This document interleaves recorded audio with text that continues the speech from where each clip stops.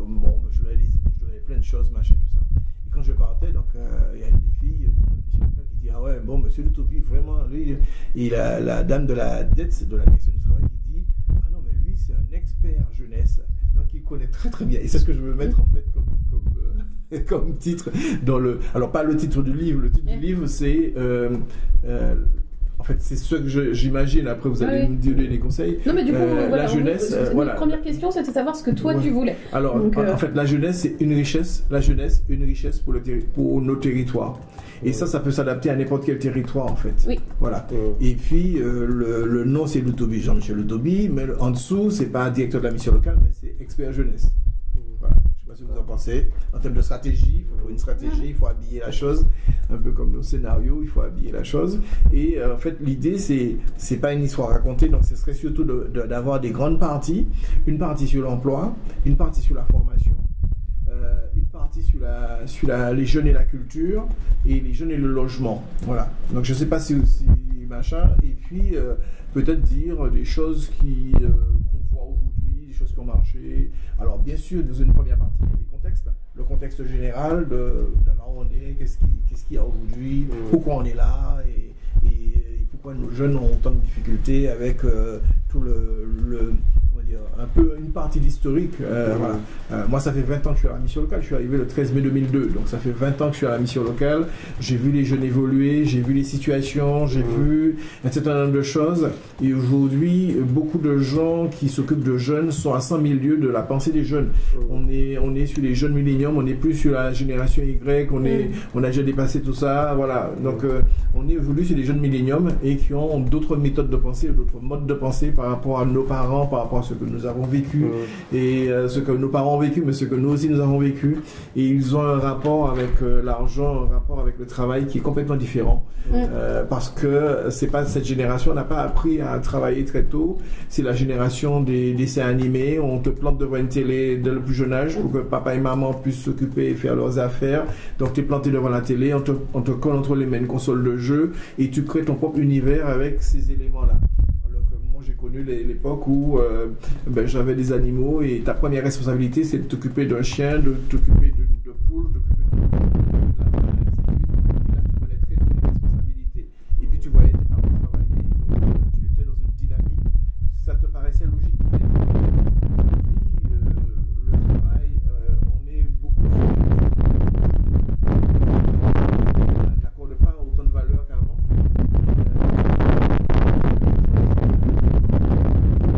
Difficile de revenus sociaux. C'est déformé de la réalité parce qu'ils n'ont jamais vu leurs parents travailler. Ils ont toujours vu à manger dans la maison. Ils ont toujours vu. Ils ont l'écran plat. Ils ont tout. Ils ont une maison, ils ont droit à un logement et ils ne comprennent pas pourquoi ils iraient travailler. Ils ont tout ça. Voilà, travailler pour quoi faire, pour avoir quoi, un petit truc en plus. Alors qu'aujourd'hui, ils vivent très bien en ayant tout ça. Alors qu'avant, on voyait bien les parents trimer et puis on avait un rêve parce qu'on voulait réussir. Et réussir, c'est réussir à gagner sa vie, réussir à entrer dans un emploi.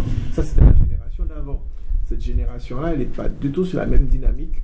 Et ça, il faut l'entendre. Moi, j'ai des jeunes à qui je propose un CDI, un contrat à durée indéterminée, et le jeune me dit, mais non, je ne suis pas intéressé. Et là, on me dit, mais non, mais pourquoi le jeune dit ça? Il faut le forcer. Je dis, on ne peut pas le forcer. Déjà, je n'ai aucun moyen de le forcer. Il n'y a aucun moyen coercitif dans le système actuel, le système français actuel. Et je n'ai aucun moyen de le forcer d'aller travailler. Et il faut comprendre quand il dit qu'il ne veut pas un CDI, parce qu'en fait, il veut travailler un certain temps et pouvoir se reposer après. Moi, j'ai des jeunes qui me disent, voilà, j'aimerais pouvoir, on a vu lors des contrats aidés, le jeune, il a fait 3 ans, il dit, ah non, j'ai déjà fait 3 ans, j'ai travaillé pendant 3 ans, maintenant, ce que je veux, c'est toucher mon ACDIC, quoi, toucher de l'argent, en restant chez moi et me reposer un petit peu. Alors que celui qui conçoit ce type de dispositif-là pense que une fois que le jeune aura fait 3 ans, il va rester, ou que pendant les 3 ans, il va devenir, il va se transformer en CDI, et que ce jeune, il sera inséré. D'ailleurs, on a sorti depuis très longtemps les notions d'insertion durable. L'insertion durable, c'est un jeune qui a un contrat de plus de 6 mois. Et on espère qu'il rentre en CDI. Pour nous, c'est insertion durable. Donc, il n'est plus dans les fichiers. Celui-là, on a réglé son cas et on passe à un autre cas, ainsi de suite. Et si tout le monde pouvait passer en insertion durable, ben, ce serait bien. Comme ça, nous aurait une société qui fonctionne. Sauf que c'est pas comme ça que ça fonctionne vraiment et que les gens ont le droit de choisir. Aujourd'hui, les gens comprennent qu'ils ont peu de devoirs, mais ils ont surtout des droits et ils essaient de faire valoir un maximum de droits. Et leur droit, c'est le droit au non-travail aussi. Voilà. Et ça, on doit avoir ça à l'idée ou dans notre mode de fonctionnement. Et est-ce que cette vision-là, deux choses qui me viennent comme ça, spontanément, c'est la vision de la jeunesse que tu as, ta vision, toi, est-ce qu'elle n'est pas biaisée par le fait que tu ne fréquentes que des populations très spécifiques, mission locale, parce qu'on pourrait objecter, là aussi, l'avocat du diable, pour bien sûr. t'amener à développer. Est-ce qu'on ne peut pas objecter qu'il y a aussi une jeunesse qui a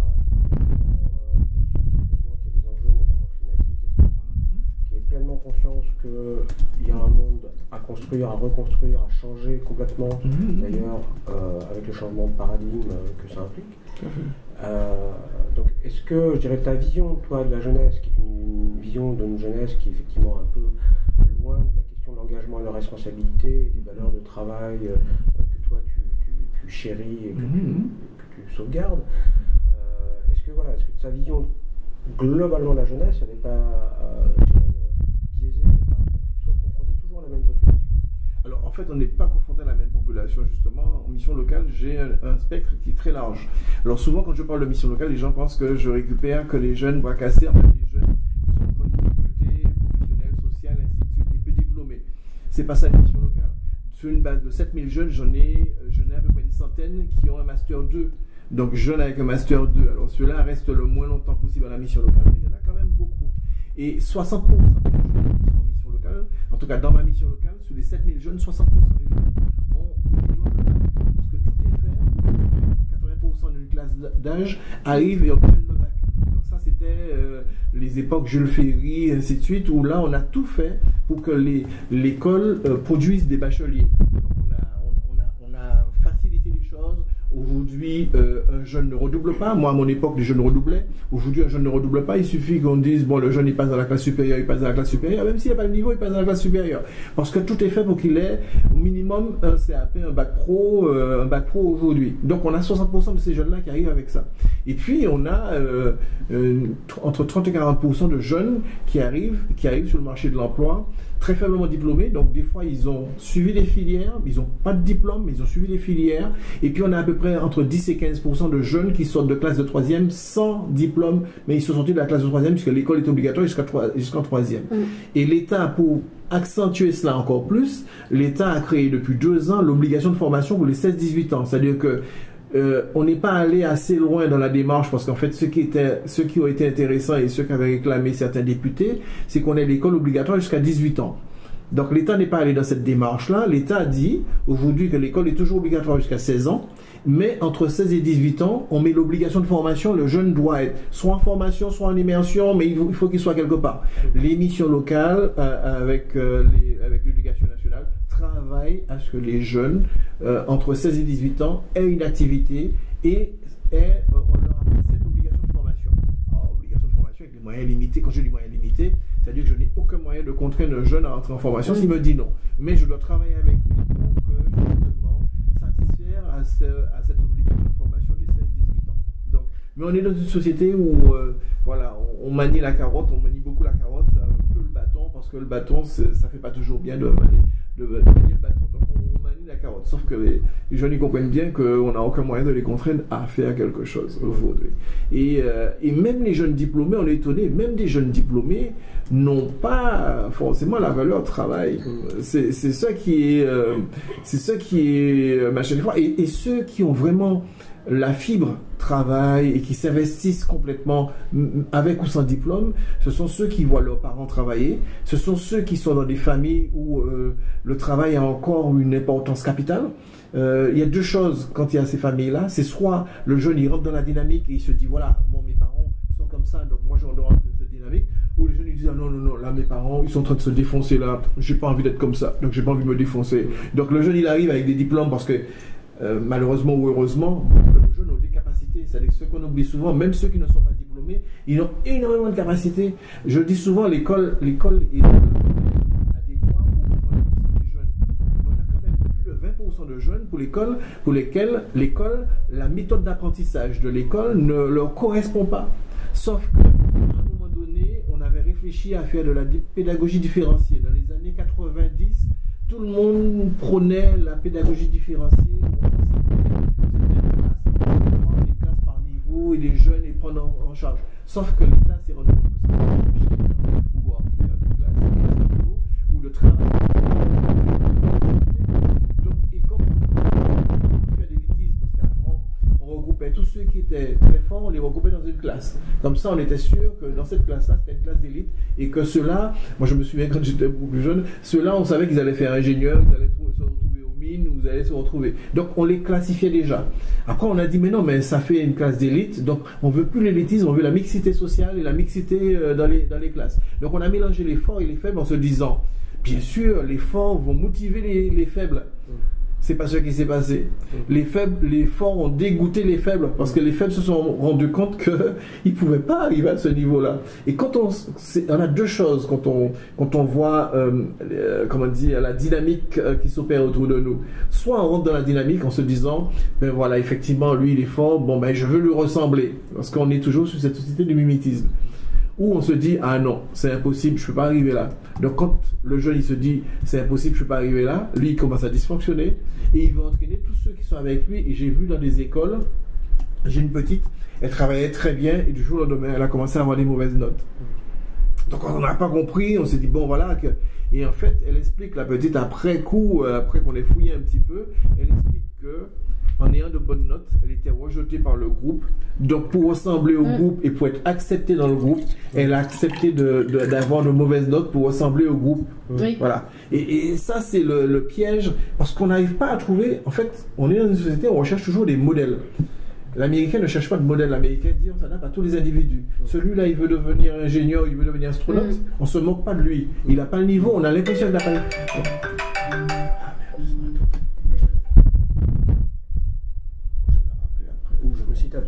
Vas-y, t'inquiète.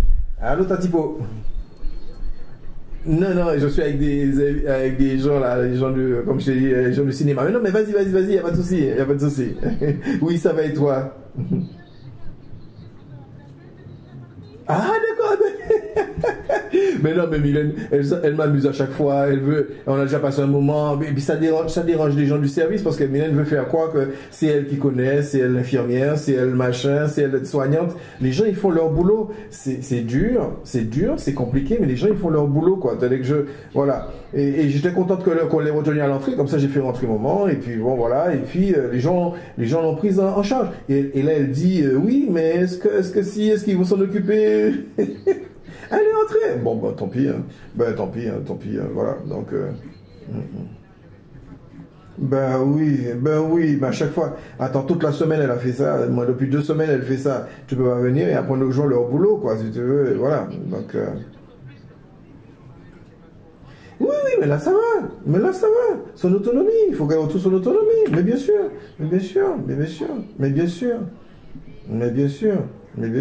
Mais même Nicole, même pourquoi vous la forcez à marcher si elle n'est pas bien, machin? Je dis, ben ouais, mais Mylène veut absolument, elle va pas redevenir jeune. Ça, c'est dur à admettre. Je comprends, c'est la même difficulté qu'elle a maintenant que lorsque elle a commencé à comprendre qu'elle devenait Alzheimer et ainsi de suite, où elle faisait du déni. Mais il faut pas faire du déni, il faut accepter la vie comme elle est. Voilà. Tout à fait. Je t'ai envoyé la liste de questions. Mais oui, mais bien sûr. Non, mais ça force un peu le truc, voilà. Donc, non. J'ai encore une de relance. Mais non, ils n'ont pas de famille, ils n'ont personne. Personne ne va les voir. Personne ne vient les voir. Ouais, exactement. Oui, bien sûr, mais ils n'ont pas de famille qui viennent le voir. Voilà, donc... Non, mais c'est déjà bien. C'est déjà très bien ce qu'on fait. Mais il faut fixer une limite, quoi. Il faut fixer une limite. Voilà, il faut se fixer une limite. Mais non. Sans quoi il faut passer la soirée avec elle. Sans quoi il faut dormir avec elle. Mais non.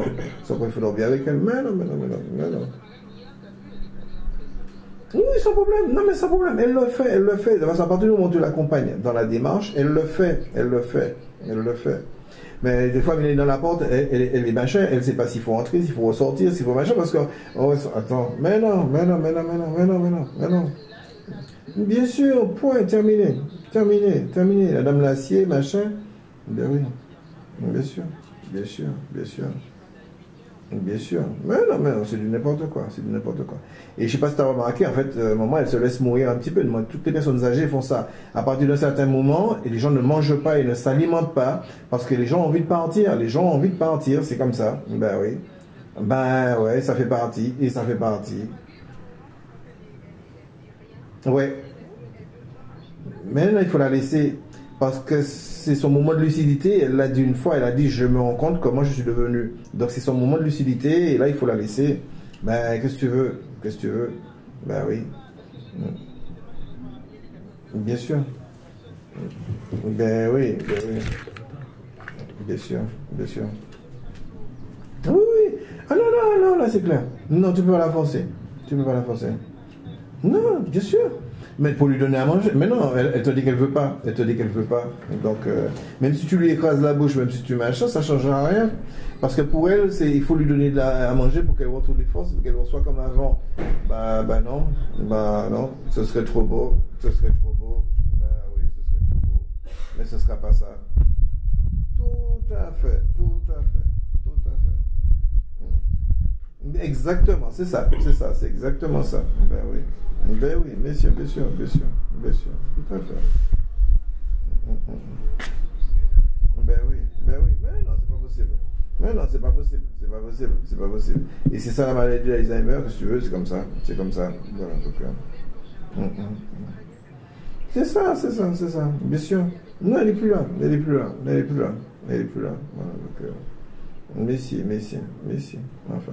Ok, ben je vais te rappeler, il y a pas de plaisir. Gros bisous, bye bye. Bisous, bye. Excuse-moi, c'est la soeur à ma mère, donc c'est toujours un petit peu compliqué.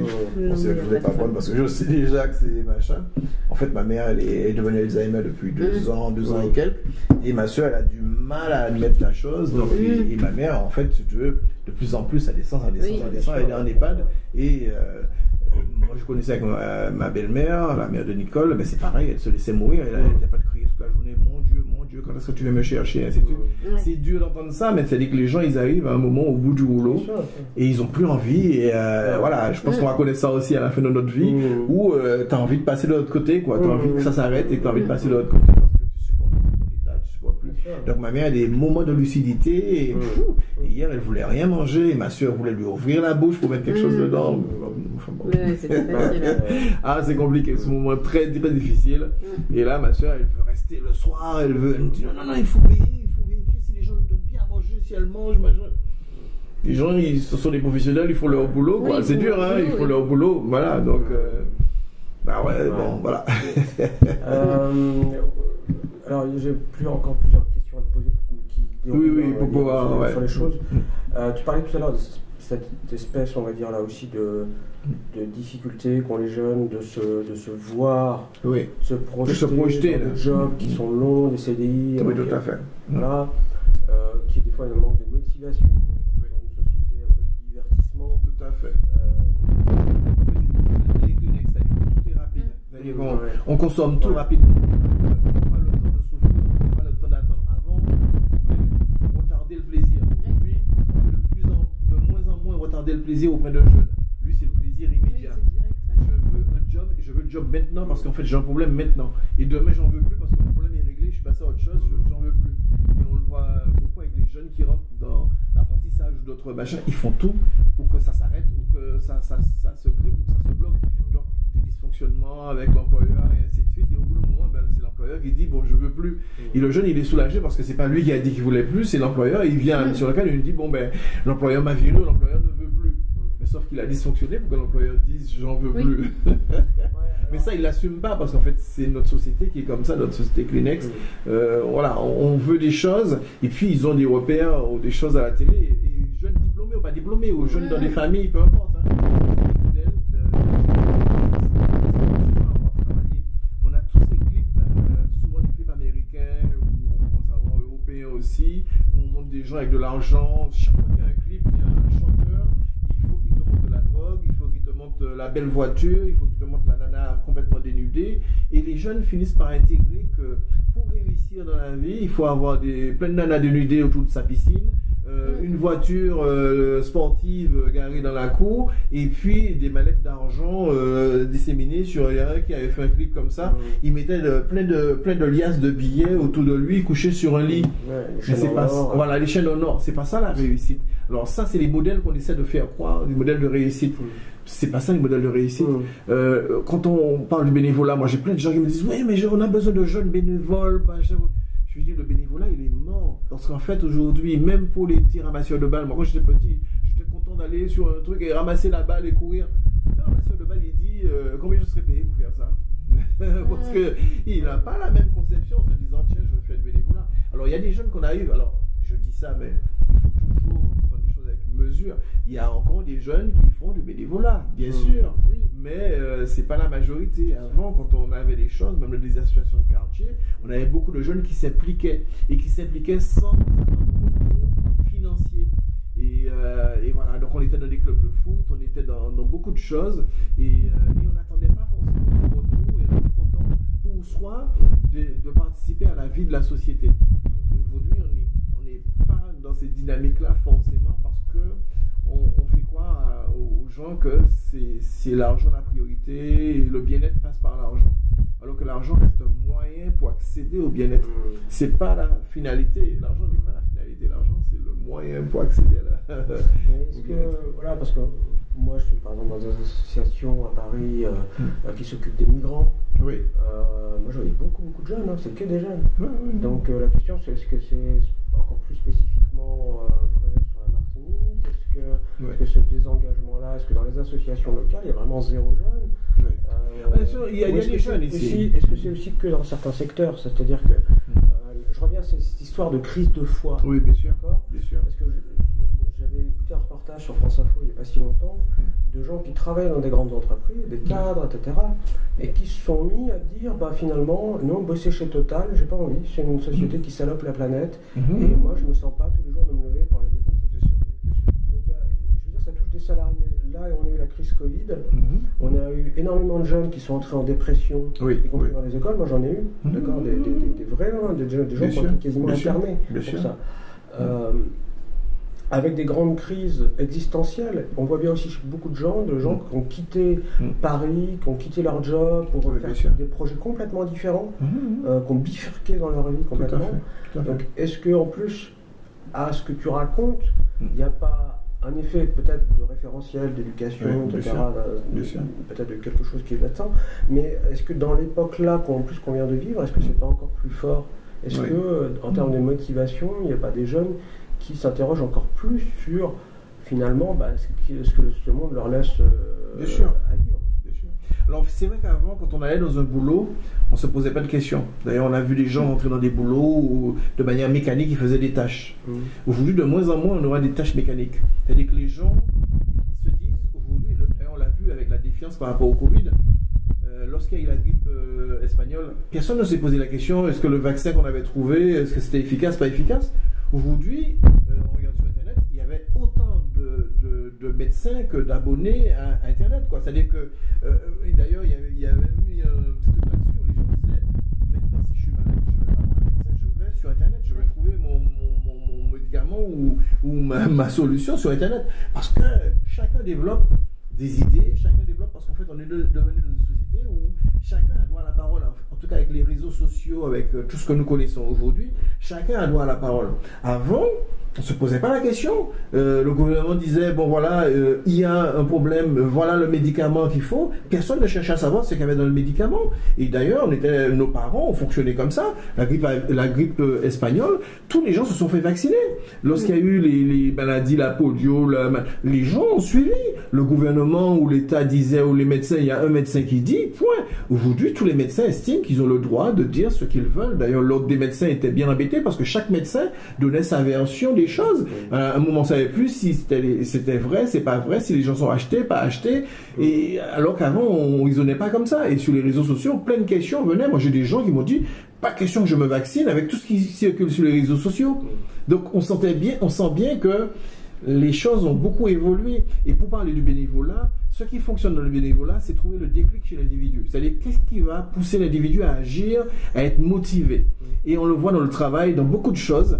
qu'est-ce qui pousse l'individu à agir? Des fois, alors, bien sûr, on fait quoi? Alors, à une époque, c'était l'argent, c'est vrai. Aujourd'hui, c'est encore beaucoup plus vrai sur certaines choses. Mais il y a encore des gens qui disent, oh, même si à l'argent, ça ne m'intéresse pas. Voilà. Et là, on est pris à défaut parce qu'on n'a pas de réponse par rapport à ça. Le mec, il te dit, ben non, moi je travaille chez Total, j'ai un bon salaire, mais j'ai l'impression que je suis en train de saloper la planète, je vais démissionner.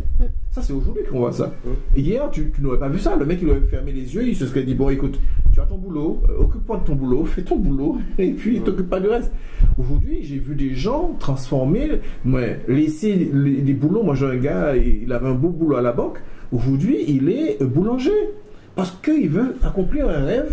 Il a un rêve. Son rêve toujours a été de faire du bon pain.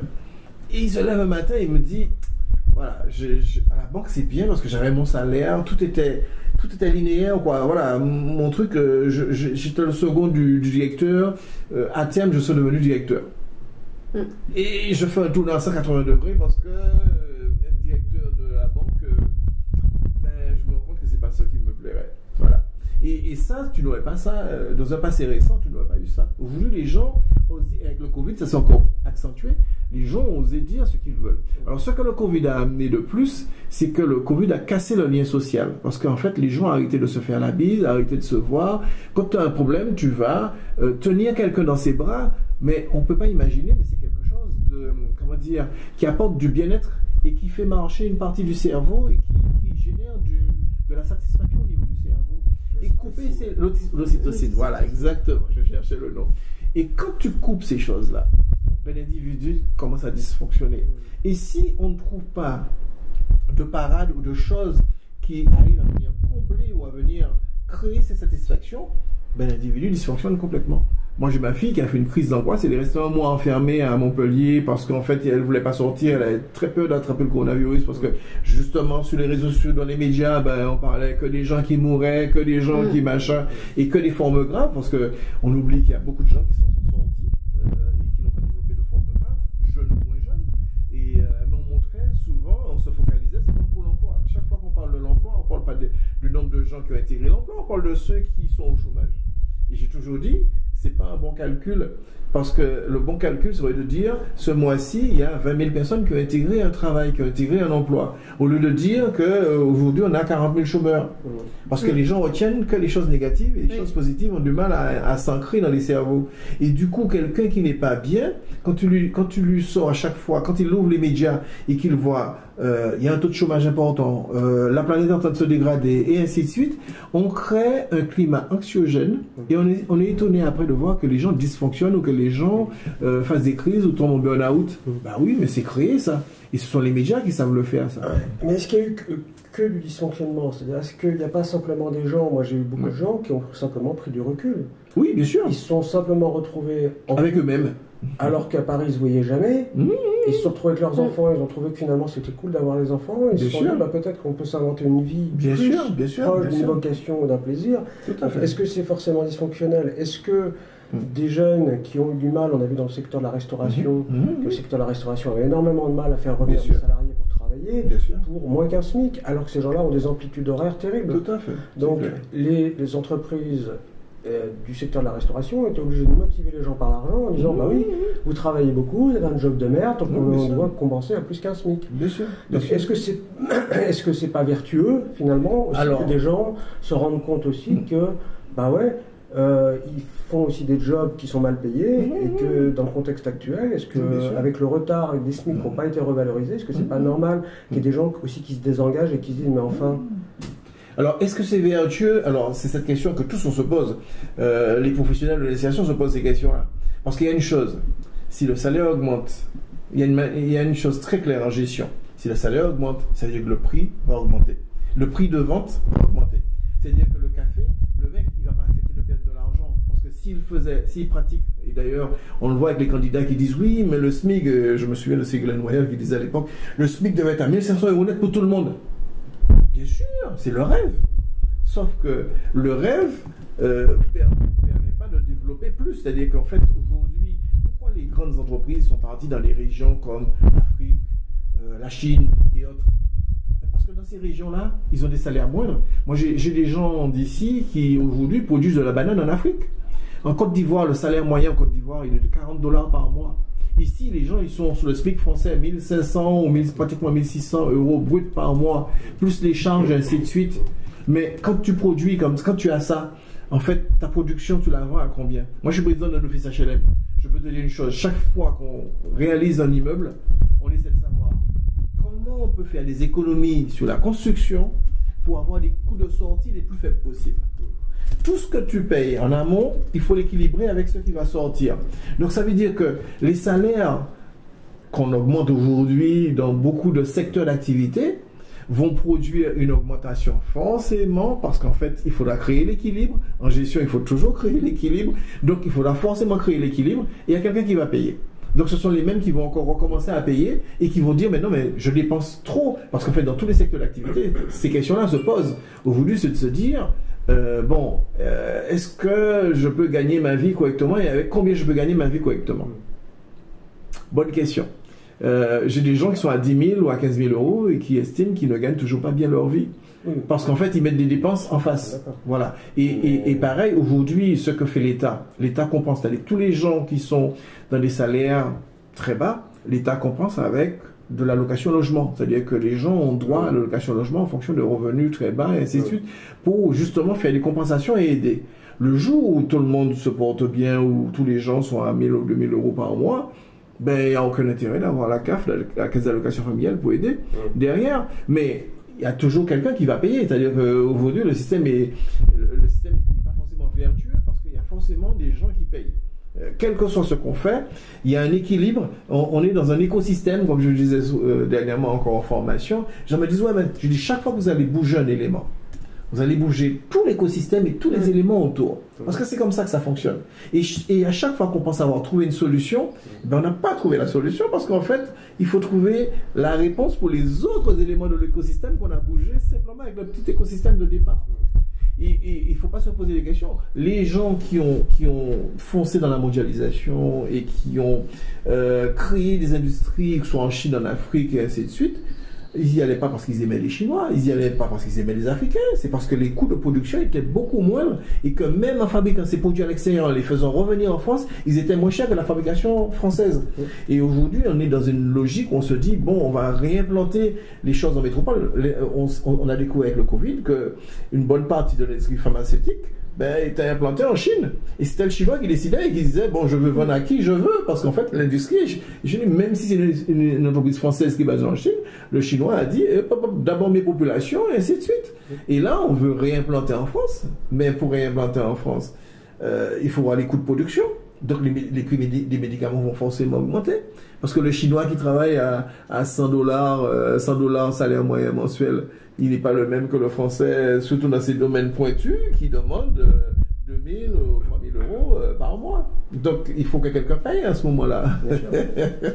Et on est tout le temps dans ces écosystèmes-là. Et c'est pourquoi les choses ont du mal à se stabiliser et que toute la partie géopolitique nous intéresse. Chaque fois qu'il y a quelque chose qui se passe ailleurs, il faut essayer de comprendre ce qui se passe parce qu'en fait, ça a une incidence sur plein de choses. On l'a vu avec l'Ukraine.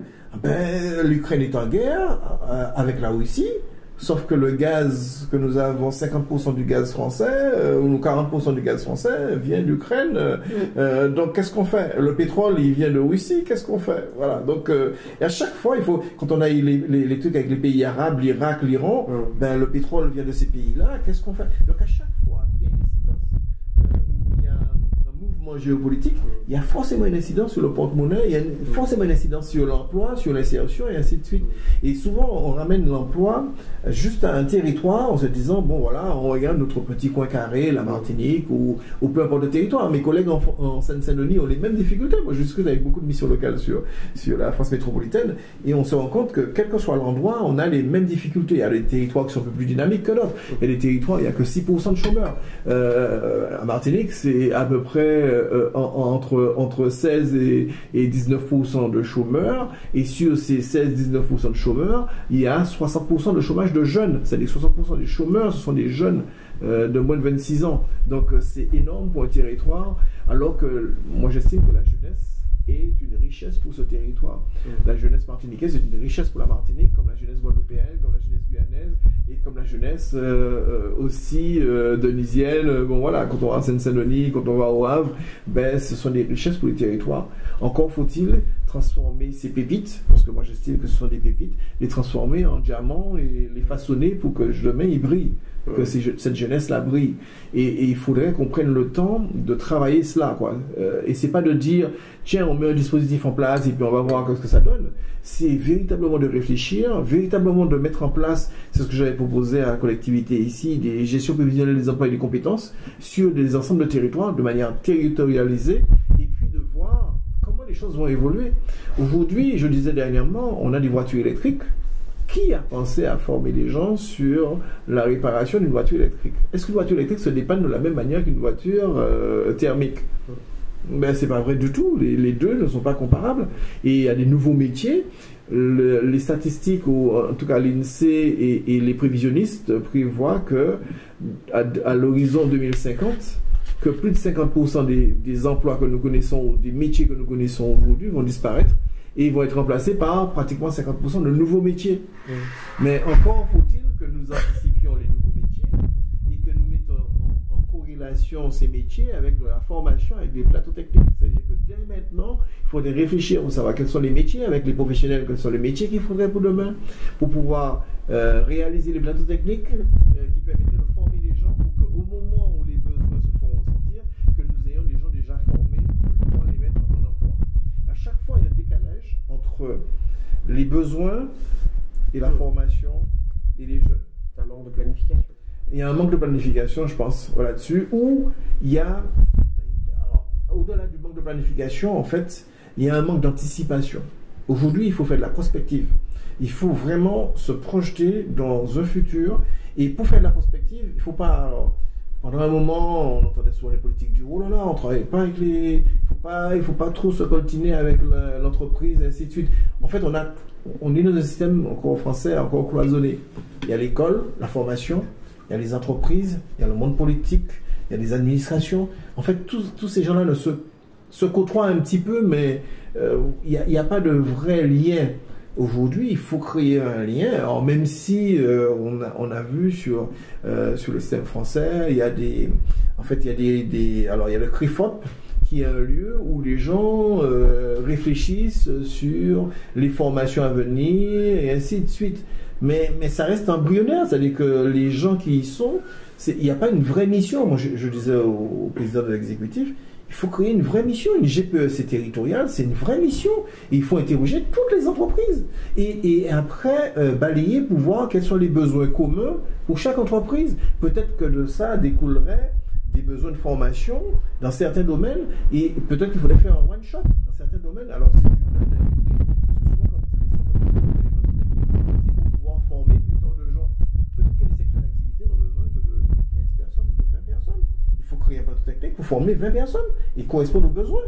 Au lieu de s'amuser à dire, bon, ben, puisqu'on a investi sur ce plateau technique-là, il faudrait en former une centaine pour amortir le plateau technique. C'est pas ça la stratégie de demain.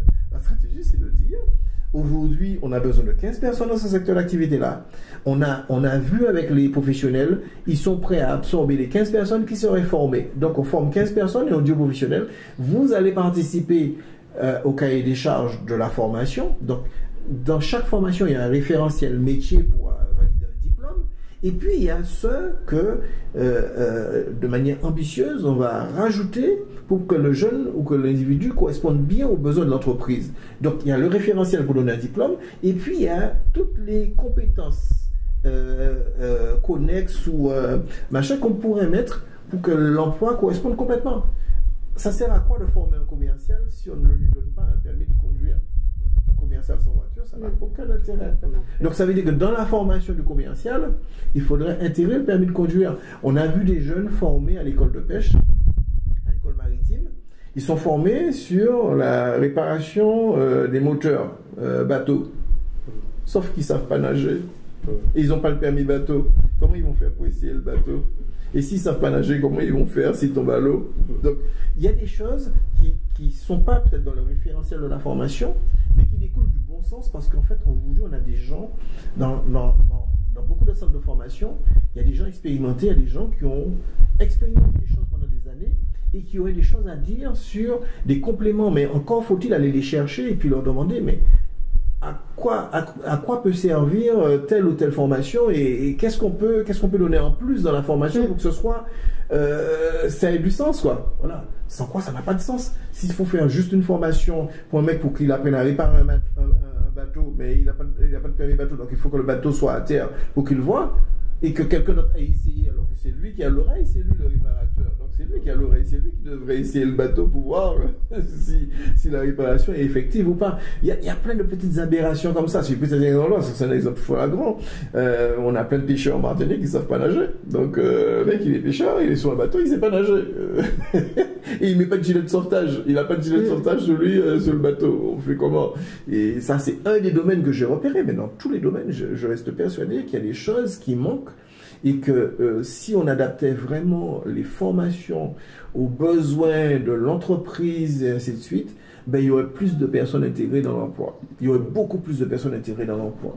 Et si on travaillait, moi on a eu l'occasion de faire ça avec un sous-préfet sur notre territoire, les bouchers qui disaient oui, mais on ne trouve pas de jeunes bouchers. On dit ok, d'accord, on n'en trouve pas, ok, d'accord. Mais qu'est-ce qu'on peut faire? Donc, créer une formation boucher. Oui. Donc, on a vu avec les établissements, on a mis des gens, on a mis des professionnels, et on a fait une formation boucher. Et les jeunes sont allés en stage chez ceux qui disaient qu'ils avaient des besoins, et ainsi de suite. Et une bonne partie des jeunes ont été recrutés après chez ces bouchers qui avaient des besoins. Et les bouchers ont dit, mais non seulement on aimerait qu'il ait la formation de base, mais on aimerait peut-être qu'il ait une formation, parce qu'en fait, eux, ils disent, il faut mettre en valeur la viande. Mais mettre en valeur la viande, ce n'est pas juste un découpeur de viande. Et je me souviens du président du CODEM, donc c'est la coopérative pour les bovins. Il disait, mais moi, je ne veux pas un découpeur de viande, je veux quelqu'un qui mette en valeur la viande. Le principe de maturation a été développé dans les pays européens et autres. Nous, on veut pouvoir développer ça ici. La viande doit être maturée. Et puis, derrière, nous, ce qu'on aimerait aussi, c'est que lorsque le boucher va mettre ça sur les étals, que ce soit dans les centres commerciaux et autres, qu'il y ait une découpe, mais dans un sens de valorisation, avec des tranches, avec des choses. C'est pas juste quelqu'un qui va découper de la viande, quoi. Voilà. Et ça, ce sont des choses qu'il faut entendre, parce que les professionnels savent de quoi ils ont besoin. Et les professionnels ne sont pas des formateurs. Ce sont pas il y a des professionnels qui sont des formateurs, mais la plupart du temps, les professionnels ne sont pas forcément des formateurs. Et ils n'ont pas forcément de lien avec l'éducation nationale ou avec les centres de formation. Et ça, il faut réussir à décloisonner ce système-là, et je pense que la GPEC territoriale pourrait amener des réponses, et puis créer un lien et permettre de plus en plus aux gens d'aller visiter, d'aller voir les entreprises. Ça, on le faisait à un moment. Moi, je me souviens, quand j'étais petit, j'ai visité des entreprises. Aujourd'hui, on a tellement de normes, tellement de choses qu'on n'ose pas prendre le risque de mettre un bus à disposition et d'emmener des jeunes à aller visiter une entreprise moderne ou des choses comme ça. Et ça, il faut le faire. Ça, il faut le faire. Les gens ont besoin de repères. Quand ils n'ont pas dans leur environnement immédiat des repères, il faut qu'on nous les aidions à créer ces repères-là, autres que dans leur environnement immédiat. Je le disais tout à l'heure, on est dans une société, et la société a toujours fonctionné comme ça. Regardez bien les animaux. Notre société fonctionne par mimétisme. Quand vous regardez les animaux, le petit regarde ce que le parent fait pour pouvoir... J'ai vu ça avec des loutres de mer, où le loutre de mer essayait de faire le petit aller pêcher. Donc les premières fois, il donne le poisson, après il le laisse machin, il essaie de lui montrer comment aller pêcher. Et il y avait un très très beau reportage qui a été fait sur ça. Et le loutre, il y avait un parmi les petits qui ne voulait pas, un peu fainéant, un peu rebelle, qui ne voulait pas aller pêcher. Ben, la maman lui montrait, je mange devant toi et je ne te donne pas. Et il a fait ça à plusieurs reprises. Il mangeait devant, il ne lui donnait pas, jusqu'à ce que le jeune apprenne à pêcher et apprenne à se débrouiller. Et après ça, la maman, elle est partie, elle a laissé les petits vivre leur vie, parce qu'en fait, c'est comme ça que ça doit fonctionner. C'est-à-dire qu'on doit donner un maximum de chance à nos enfants, on doit donner un maximum d'outils à nos enfants pour la réussite dans leur vie. Et après, les enfants doivent développer et faire la même chose avec leurs propres enfants, et ainsi de suite. C'est ça une société qui fonctionne. C'est une société où il y a de la transmission de valeurs, mais transmission des savoirs, et ainsi de suite. Et l'école est exactement le truc de ce mimétisme qui fonctionne. Parce qu'on veut créer, voilà, une espèce de solidarité, mais on veut perpétuer en tout cas l'espèce. Et pour perpétuer l'espèce, il faut apprendre à pêcher. Il faut apprendre à pêcher, il faut apprendre à nos enfants à pêcher. Pas simplement leur donner un poisson tous les jours, c'est sûr, leur donner un poisson tous les jours, ils n'iront jamais pêcher. Voilà.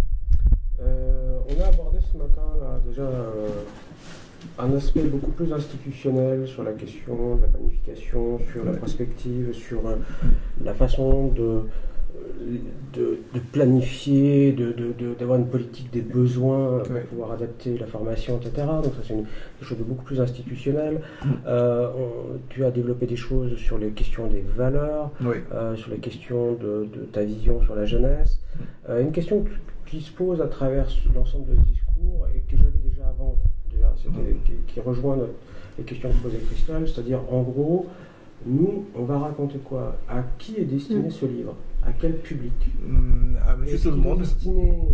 Est-ce que Jean-Michel Loutebi doit être lu par les pouvoirs publics? Auquel cas, ce livre va être orienté via une vision de la jeunesse, mais avec l'adaptation des politiques publiques, de ce qu'on doit faire, de ce qu'on doit mettre en place sur l'île, etc. pour cette jeunesse? Ou est-ce que c'est un livre qui doit être lu par les jeunes ou la famille, auquel cas cet aspect institutionnel il s'en cogne? Par contre, il y a des choses beaucoup plus terre à terre et pratiques à faire passer comme idée, tu vois, c'est parce que ça ne sera pas le même public. Ah, tout à fait, je suis bien d'accord. Et j'ai une autre question, mais alors, qui me vient, parce que du coup, je vous écoute, hein, je note pas parce que je réfléchis en... Oui, tout à fait, bien sûr. Et en fait, est-ce que c'est un livre à la première personne? Est-ce que c'est un livre d'interview où on pourrait envisager un entretien? Est-ce que c'est nous qui nous mettons dans ta peau et on écrit à la biographie en fait? Ça. Alors, pas forcément la biographie, mais du coup, c'est traduire les pensées et les mettre en forme. Voilà, mais c'est toi qui parles, c'est ton discours, donc c'est pas un entretien, et c'est ton discours qu'on redécouvre en chapitre. En chapitre, c'est exactement ça. Voilà, et puis c'est destiné par rapport à ce que dit Antoine, je veux que ce soit aussi bien lu, parce qu'en fait, si tu veux, moi j'essaie d'apporter des réponses aussi aux parents. Moi j'ai beaucoup de parents qui viennent me voir en me disant, dernièrement encore, un mec là il me dit, si je m'écoute, je fous mon fils dehors. Je dis non, ne le mets pas dehors. En fait, c'est parce que on a du mal à comprendre une chose.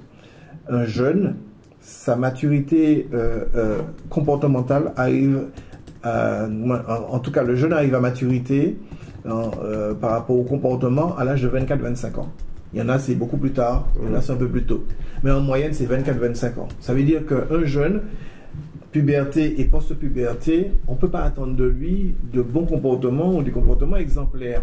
Parce qu'en fait, il y a ce passage obligé de cet âge-là qui nous impose, en tout cas, qui fait que le jeune va... Alors, on appelle ça des dysfonctionnements. Moi, je n'appelle pas ça des dysfonctionnements. Il y a des comportements qui ne correspondent pas à ce qu'on attend de lui. Il y a des jeunes qui fonctionnent très bien, qui ont très bien intégré. En tout cas, tout dépend après du milieu, de l'environnement, et ainsi de suite. Il y a des jeunes qui ont du mal, c'est à ces moments-là qu'on voit la drogue arriver, c'est à ce moment-là qu'on voit la violence arriver, ainsi de suite. Moi j'ai des jeunes, quand ils arrivent à la mission locale à 16 ans, on a beaucoup de mal à les rentrer dans une case, à faire quelque chose avec eux. Et ce n'est que lorsqu'ils arrivent autour de 24-25 ans, au moment où pratiquement ils vont sortir de la mission locale, d'ailleurs il y a une réflexion qui est menée aujourd'hui, les instances nationales, si la mission locale ne pouvait pas s'occuper des jeunes jusqu'à 30 ans, jusqu'au 30e anniversaire. Et c'est une réflexion qui est très fortement poussée parce qu'on se rend compte que beaucoup de jeunes, jusqu'à 24, 25, 26, dysfonctionnent. Au manque d'objectifs, tout ça. Au manque d'objectifs. C'est-à-dire qu'ils dans ces trucs-là et ils ont du mal à se voir au travail, ils ont du mal à se voir, comment dire, dans un système. Voilà. Et la maturité... la partie du cerveau qui s'occupe du comportement, j'oublie comment ça s'appelle, en tout cas qui arrive à maturité, lui apporte des éléments nécessaires pour qu'à un moment donné, il se fixe et il se forme dans un domaine parce qu'il s'est trouvé, parce qu'il y a eu le déclic et qu'à un moment donné, il y a quelque chose qui s'est construit en lui. Et nous, en fait, souvent, on n'est pas dans la construction de l'individu. On demande aux gens d'entrer dans des cases, mais on ne cherche pas à construire des individus. Et je pense qu'il faut à un moment donné qu'on se pose la question dans les méthodes d'apprentissage. C'est pas juste lui remplir la tête, hein. C'est comment on le construit. Et quand on l'a construit, effectivement, on peut mieux lui remplir la tête quand on l'a construit. Mais quand il n'est pas construit, il n'y a rien qui va rester. C'est comme si on prend un panier, et puis le panier, il se vide en même temps. Donc on a beau mettre de l'eau, mais le panier, il se vide en même temps. Donc il ne sera jamais rempli, ce panier. À un moment donné, il faut construire le panier de manière solide. Et là, quand le panier est stable et rempli de manière, et conçu de manière solide, à ce moment-là, tu peux mettre de l'eau dedans et là, tu es sûr que l'eau va rester. Parce que tu as créé les conditions pour que l'eau reste. Aujourd'hui, on ne crée pas les conditions autour de la jeunesse. On sélectionne. T'imagines que c'est une note de mathématiques qui va faire que si demain tu deviens informaticien, ou on n'écoute même pas tes rêves. Donc du coup, un jeune qui a un rêve, on lui brise son rêve. Un jeune qui arrive en classe de 3e qui dit, en fait, souvent les jeunes disent, ouais, je sais pas ce que je veux faire. En fait, c'est pas qu'ils savent pas. Des fois, ils savent, mais ils n'osent pas le dire parce qu'ils se disent, mais non, il va se moquer de moi. Si je lui dis que je veux être pilote d'avion ou que je veux être cosmonaute en classe de 3e, il voit bien que j'ai des lacunes en mathématiques, j'ai des lacunes là. Je serai jamais pilote d'avion ou cosmonaute. Alors que l'Américain dit, dis-moi ton rêve. Et moi, je vais essayer de t'accompagner pour réussir ton rêve. Alors, même si ils sont aussi sur l'élitisme aussi, hein, les grandes écoles et tout ça, mais ils ont une autre dynamique et on voit bien les gens réussir différemment parce qu'en fait, il y a une base qui est, déjà de 1, le travail n'est pas garanti. Eux, ils ne connaissent pas les CDI. Tu es dans un boulot, tu peux pouvoir changer du jour au lendemain. Et le patron, il peut te virer parce qu'en fait, il estime que tu ne fais pas le boulot. Alors, les gens ont peur de ça, mais ça t'offre une autre opportunité, c'est une opportunité de rebondir ailleurs. Parce que je connais des gens qui ont passé toute leur vie, qui n'étaient pas bien dans leur boulot, mais comme ils avaient un salaire et ainsi de suite, ils y sont restés. Parce qu'ils avaient la sécurité de l'emploi, parce qu'il y avait des enfants à élever, parce qu'il y avait la maison à payer, parce qu'il y avait la voiture à payer, et ainsi de suite. L'Américain, il s'en fiche de ça. Il dit, moi, je n'ai pas un contrat à durée déterminée, mais je peux tout changer du jour au lendemain. Je peux être viré du jour au lendemain, donc ça veut dire que je dois être toujours motivé. Donc je dois chercher en moi la motivation nécessaire pour rester dans un emploi. Et puis, je peux changer du jour au lendemain. Je ne subis pas l'usure du travail. Je peux changer du jour au lendemain. Et j'ai confiance dans le système qui me permettra d'intégrer un autre emploi. En France, on est dans une autre dynamique. On se dit, oh là là, il faut un CDI. D'ailleurs, on se bat avec les lois pour que ce soit un CDI, pour que l'entreprise te garde, même si tu n'es pas rentable, même si tu n'es pas ceci, mais on met un maximum de choses pour contraindre l'entreprise à te garder. Mais qu'est-ce qui est important ? C'est qu'on remplisse les tâches, ou qu'on soit gardé pour qu'on ne se retrouve pas au chômage, qu'il y ait moins de chômeurs. Ce n'est pas le nombre de chômeurs qui importe, c'est l'épanouissement de l'individu dans un travail qui importe. Et c'est pourquoi, comme tu disais tout à l'heure, il y a plein de gens qui, à un moment avec le Covid, se sont posé la question, parce qu'ils étaient pris dans l'engrenage de « il faut que je bosse, il faut que je paye ci, il faut que je paye ça ». Puis à un moment, il y a le cerveau qui te dit « mais merde, peut-être que finalement, je ne suis pas bien là où je suis. Peut-être que finalement, il faudrait que je réfléchisse à comment je vois demain et qu'est-ce que je vais faire pour demain ». Et pour revenir à ce que tu disais, est-ce que je fais un livre pour les pouvoirs publics, pour les parents, pour les jeunes? Moi, je veux que ce soit aussi bien utile pour un parent que pour un jeune, que pour une collectivité qui va se dire, mais oui, mais est-ce qu'on se pose les bonnes questions? Et puis le parent qui dit, ouais, mais je comprends mieux. J'ai une dame, je lui ai expliqué, je lui ai dit, vous savez, votre enfant, c'est pas de sa faute s'il dysfonctionne. C'est parce que dans le cerveau, il y a cette partie-là qui s'occupe du comportement et qui n'arrive pas à maturité, pas avant l'âge de 24-25. Donc pendant un laps de temps, d'ailleurs je l'ai vécu avec ma fille, pendant un laps de temps, vous allez souffrir. Mais dans la souffrance, il faut aider votre enfant à se construire. Il ne faut pas lui dire, ouais, t'es mauvais, t'es nul, t'es machin, tout ça. Ça, c'est ce qu'on dit quand on est impuissant face à la réalité. Mais la vraie réalité, c'est d'accompagner votre enfant. Ok, d'accord, il dysfonctionne. Ok. Ben, essayez de construire quelque chose autour. Essayez de partager des moments avec. Ne serait-ce que partager un moment avec. Et évitez de lui donner une console de jeu. Créer un événement, créer quelque chose qui vous permettra de discuter avec, de lui montrer, de l'emmener dans une entreprise, de l'emmener visiter quelque chose qui sorte de l'ordinaire. Moi, aux États-Unis, on prend les enfants, on les emmène dans les musées. On les emmène, moi je voyais un truc Epcot Center, où là tu as tous les trucs de la NASA, des machins et tout ça. Mais ça suscite des vocations chez l'individu. Ça augmente le champ le plus large possible.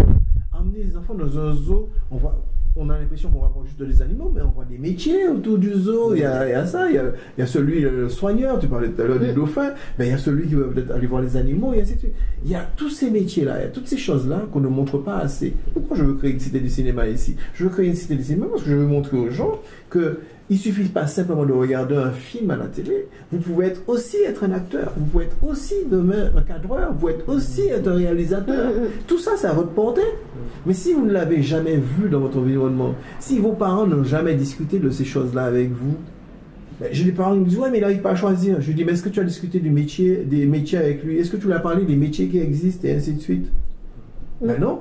Toutes les jeunes filles que j'ai, une bonne partie des jeunes filles, allez, 60%, elles veulent faire soit coiffeuse ou travailler avec les enfants. Parce que ça aime les enfants.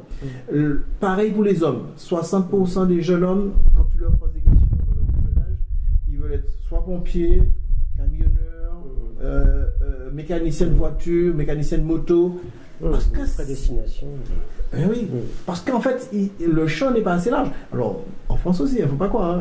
Ce que je dis là, c'est pareil. Je suis avec mes collègues, c'est la même chose. Mais parce qu'en fait, on a des modèles, on a une construction qui est très limitée.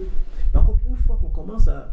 Moi, je dis souvent, j'ai fait de la peinture, mais jamais j'avais visité un musée avant. Voilà. Donc, je suis peut-être le des rares à avoir franchi le pas.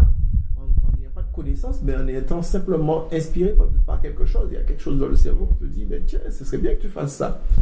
Mais si je l'avais vu avant, si on m'avait emmené au musée, si on m'avait expliqué au musée, ben voilà, le cheminement de tel peintre, peut-être que je me serais inspiré de ça, en me disant, tiens, Picasso, il a fait ça. Ben, j'aurais cherché des livres sur Picasso, j'aurais cherché à connaître Picasso. Moi, j'avais entendu parler de Picasso, mais j'ai vraiment connu Picasso lorsque j'ai commencé à apprendre des cours de peinture au CERMAC. 2005. C'est là que j'ai découvert vraiment les œuvres de Picasso. J'ai cherché de la documentation, j'ai cherché des livres, j'ai vu ses expos, je suis allé voir ses toiles, parce que je voulais voir les toiles en vrai. Donc les toiles que je voulais dans les livres, je voulais les voir en vrai, et ainsi de suite. Et il n'y a pas que Picasso, il y a aussi son ami Braque, Georges Braque. Je suis allé voir ses expositions, Marcel Duchamp, je voulais comprendre, Mais qui m'a amené ces réflexions-là avant? Personne. Du coup, j'ai une question. Je continue à être sur le côté pratique, parce que du coup, ça va nous aider à rebondir aussi. Tout ce qui est vie privée, on l'insère dans les grands chapitres. On ne fait pas un chapitre vie privée. Non. Mais on insère, par exemple, cet exemple de la peinture, etc. Et encore une question, est-ce que tu veux des petits encadrés, par exemple, sur qu'est-ce qu'une mission locale, des petits trucs un peu plus techniques? Oui, tout à fait. Tu vois, des choses. Ça peut être bien ça, parce qu'en fait, ça peut donner aussi un peu ludique de temps en temps. Voilà. Alors, on discute des encadrés.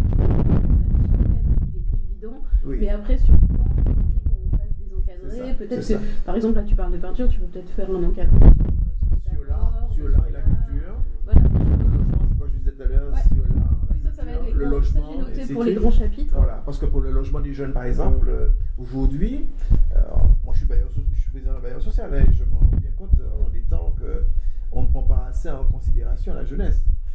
On a financé, ou en tout cas on est propriétaire comment ça s'appelle encore, d'un foyer des jeunes travailleurs. Mais est-ce que, et j'avais discuté de ça une fois avec un préfet qui s'appelle Rigolais Rose, est-ce qu'on a pris en compte la dimension jeunesse? Est-ce qu'on a essayé d'imaginer, parce que ça fait peur à tout le monde, de réunir des jeunes dans un seul bâtiment? À part les résidences universitaires, il y a très peu d'endroits où on rassemble des jeunes dans un bâtiment. On a fait pour les vieux, donc on a des résidences seniors, mais est-ce qu'on a fait des résidences jeunesse? Et qui ne soit pas une résidence de jeunes travailleurs, mais qui soit une vraie résidence jeunesse. C'est-à-dire qu'en ayant intégré le fonctionnement des jeunes actuels, ça veut dire quoi? Ça veut dire un espace de coworking. Dans un bâtiment, on a un bâtiment où la forme, ce serait plus des F3, des F4, mais ce serait des studios ou des F2. Et puis, dans ce même bâtiment, on aurait un espace de coworking où les gens pourraient aller travailler avec un bâtiment connecté, qui aurait la Wi-Fi, qui aurait ci, qui aurait des choses qui fonctionnent et qui permettraient aux jeunes de se développer, de se projeter dans quelque chose. Il y a les compagnons du Tour de France qui font ça. Depuis la nuit des temps, des résidences. Oui. Alors, mais c'est très encadré, compagnons. C'est-à-dire qu'il faut rentrer dans les compagnons. Il faut aussi entrer adhérer à la philosophie. Adhérer à la philosophie, oui, dans le modèle, voilà. Il faut adhérer, je connaissais aussi, effectivement, mais il faut entrer dans la philosophie et puis il faut entrer dans un métier des compagnons. Moi, je dis, pour monsieur tout le monde, le jeune, je sais pas, moi, je veux être ingénieur, je veux être dentiste, je veux être plombier, je veux être carreleur, mais j'aimerais avoir un endroit où je pourrais habiter hors de ma famille, hors de mes parents, me construire moi, prendre mon indépendance, commencer à faire des choses, et puis avoir des espaces qui me parlent à moi. C'est-à-dire que avoir un bâtiment avec un petit terrain de foot, un petit terrain de basket, où quand j'en ai marre, ben, je peux descendre et puis je vais sur mon petit terrain de basket. Parce qu'aujourd'hui, nos bâtiments ne sont pas forcément tout à fait adaptés à ça. Donc, on met les jeunes dans les bâtiments qui sont prévus pour les familles parce qu'on est dans l'urgence de la société, mais peut-être que demain, et on a beaucoup de jeunes qui dysfonctionnent, des jeunes qui fument leur joint, peut-être qu'en mettant un bâtiment comme celui-là, peut-être qu'on mettrait au bas du bâtiment un truc qui, je sais pas moi, une espèce de service qui parlerait de la drogue, de la prise en charge des jeunes. On parlait des addictions qui gagneraient à réunir ces gens-là et à travailler sur toutes les formes d'addiction. Parce que lorsqu'on est jeune, il n'y a pas que la drogue, il y a les jeux, il y a tout un ensemble de choses, il y a tout un ensemble d'addictions, il y a tout un ensemble de choses qu'on aimerait apporter à l'individu. Peut-être qu'il serait bien d'avoir un bâtiment, au rez-de-chaussée du bâtiment, qu'on ait une mission locale. Par exemple, qu'on ait un espace de coworking, mais qu'on ait une mission locale en bas du bâtiment, qu'on ait les services de la CAF, qu'on ait les services de la Sécu, et puis qu'on ait un truc sur les addictions et sur la santé des jeunes. Ben là, ce serait une vraie prise en compte de la jeunesse et les problèmes de la jeunesse. Et ça peut être un passage, ce que faisait l'armée à un certain moment. Mais le modèle armé a disparu, il ne va pas revenir. Quand j'en ai discuté avec les militaires, ça coûtait trop cher. Sauf que ça nous coûte beaucoup plus cher aujourd'hui de financer l'insertion et les programmes contre la délinquance. Ça nous coûte beaucoup plus cher. Les prisons, beaucoup plus cher. Mais c'est comme ça. Parce que ça permettait, l'armée permettait aux jeunes de sortir du cocon familial et d'aller se construire ailleurs, d'aller découvrir. Moi, j'ai beaucoup de parents qui sont partis au service militaire et qui sont restés après en France. Moi, j'ai un oncle à moi qui est allé au service militaire à Grenoble. J'en ai qui étaient un petit peu partis. J'en ai un qui était à Épinay. Les gens ont découvert qu'il y avait une France. Et les Français de France ont découvert la Martinique. Moi, je regarde, c'est lui aujourd'hui le directeur de tout ce qui s'occupe de lien social. Ah, je vais commencer à ça. Je suis venu faire mon service militaire en Martinique. Et il n'est jamais reparti de la Martinique. Il a terminé son service, il est resté là. Et il a conçu sa famille en Martinique. Et je trouve ça extraordinaire. Et ça s'est passé dans beaucoup de régions. Parce que ça permettait aux gens de se déplacer et d'aller un peu partout en France. Et c'était un marqueur très très fort, comme je le dis souvent. L'armée, au-delà du truc militaire avec maniement des armes, c'était un marqueur très fort du passage à l'âge adulte. Aujourd'hui, dans toutes les sociétés ancestrales, il y avait quelque chose, un rituel qui permettait de passer de l'adolescence à l'âge adulte. L'individu passait des trucs, voilà, des espèces de tests, des machins, parce qu'il rentrait dans l'âge adulte. Et ça donnait du sens à l'âge adulte. Aujourd'hui, on ne sait même pas à quel moment on passe à l'âge adulte. Est-ce que ça a 20 ans? Est-ce que ça a 30 ans? Est-ce que ça a 40 ans? Il y a des gens qui jusqu'à 35 ans, n'ont pas de maturité et sont encore chez les parents. Et puis, bon, ils vivent tranquilles, quoi. Ils mangent, ils boivent, ils s'en fichent de tout. Avant, il y avait un rituel et c'était le moment, et dans toutes les sociétés ancestrales, ça existe, c'était le moment où l'individu devait aller passer des tests. Il y avait des trucs un peu compliqués.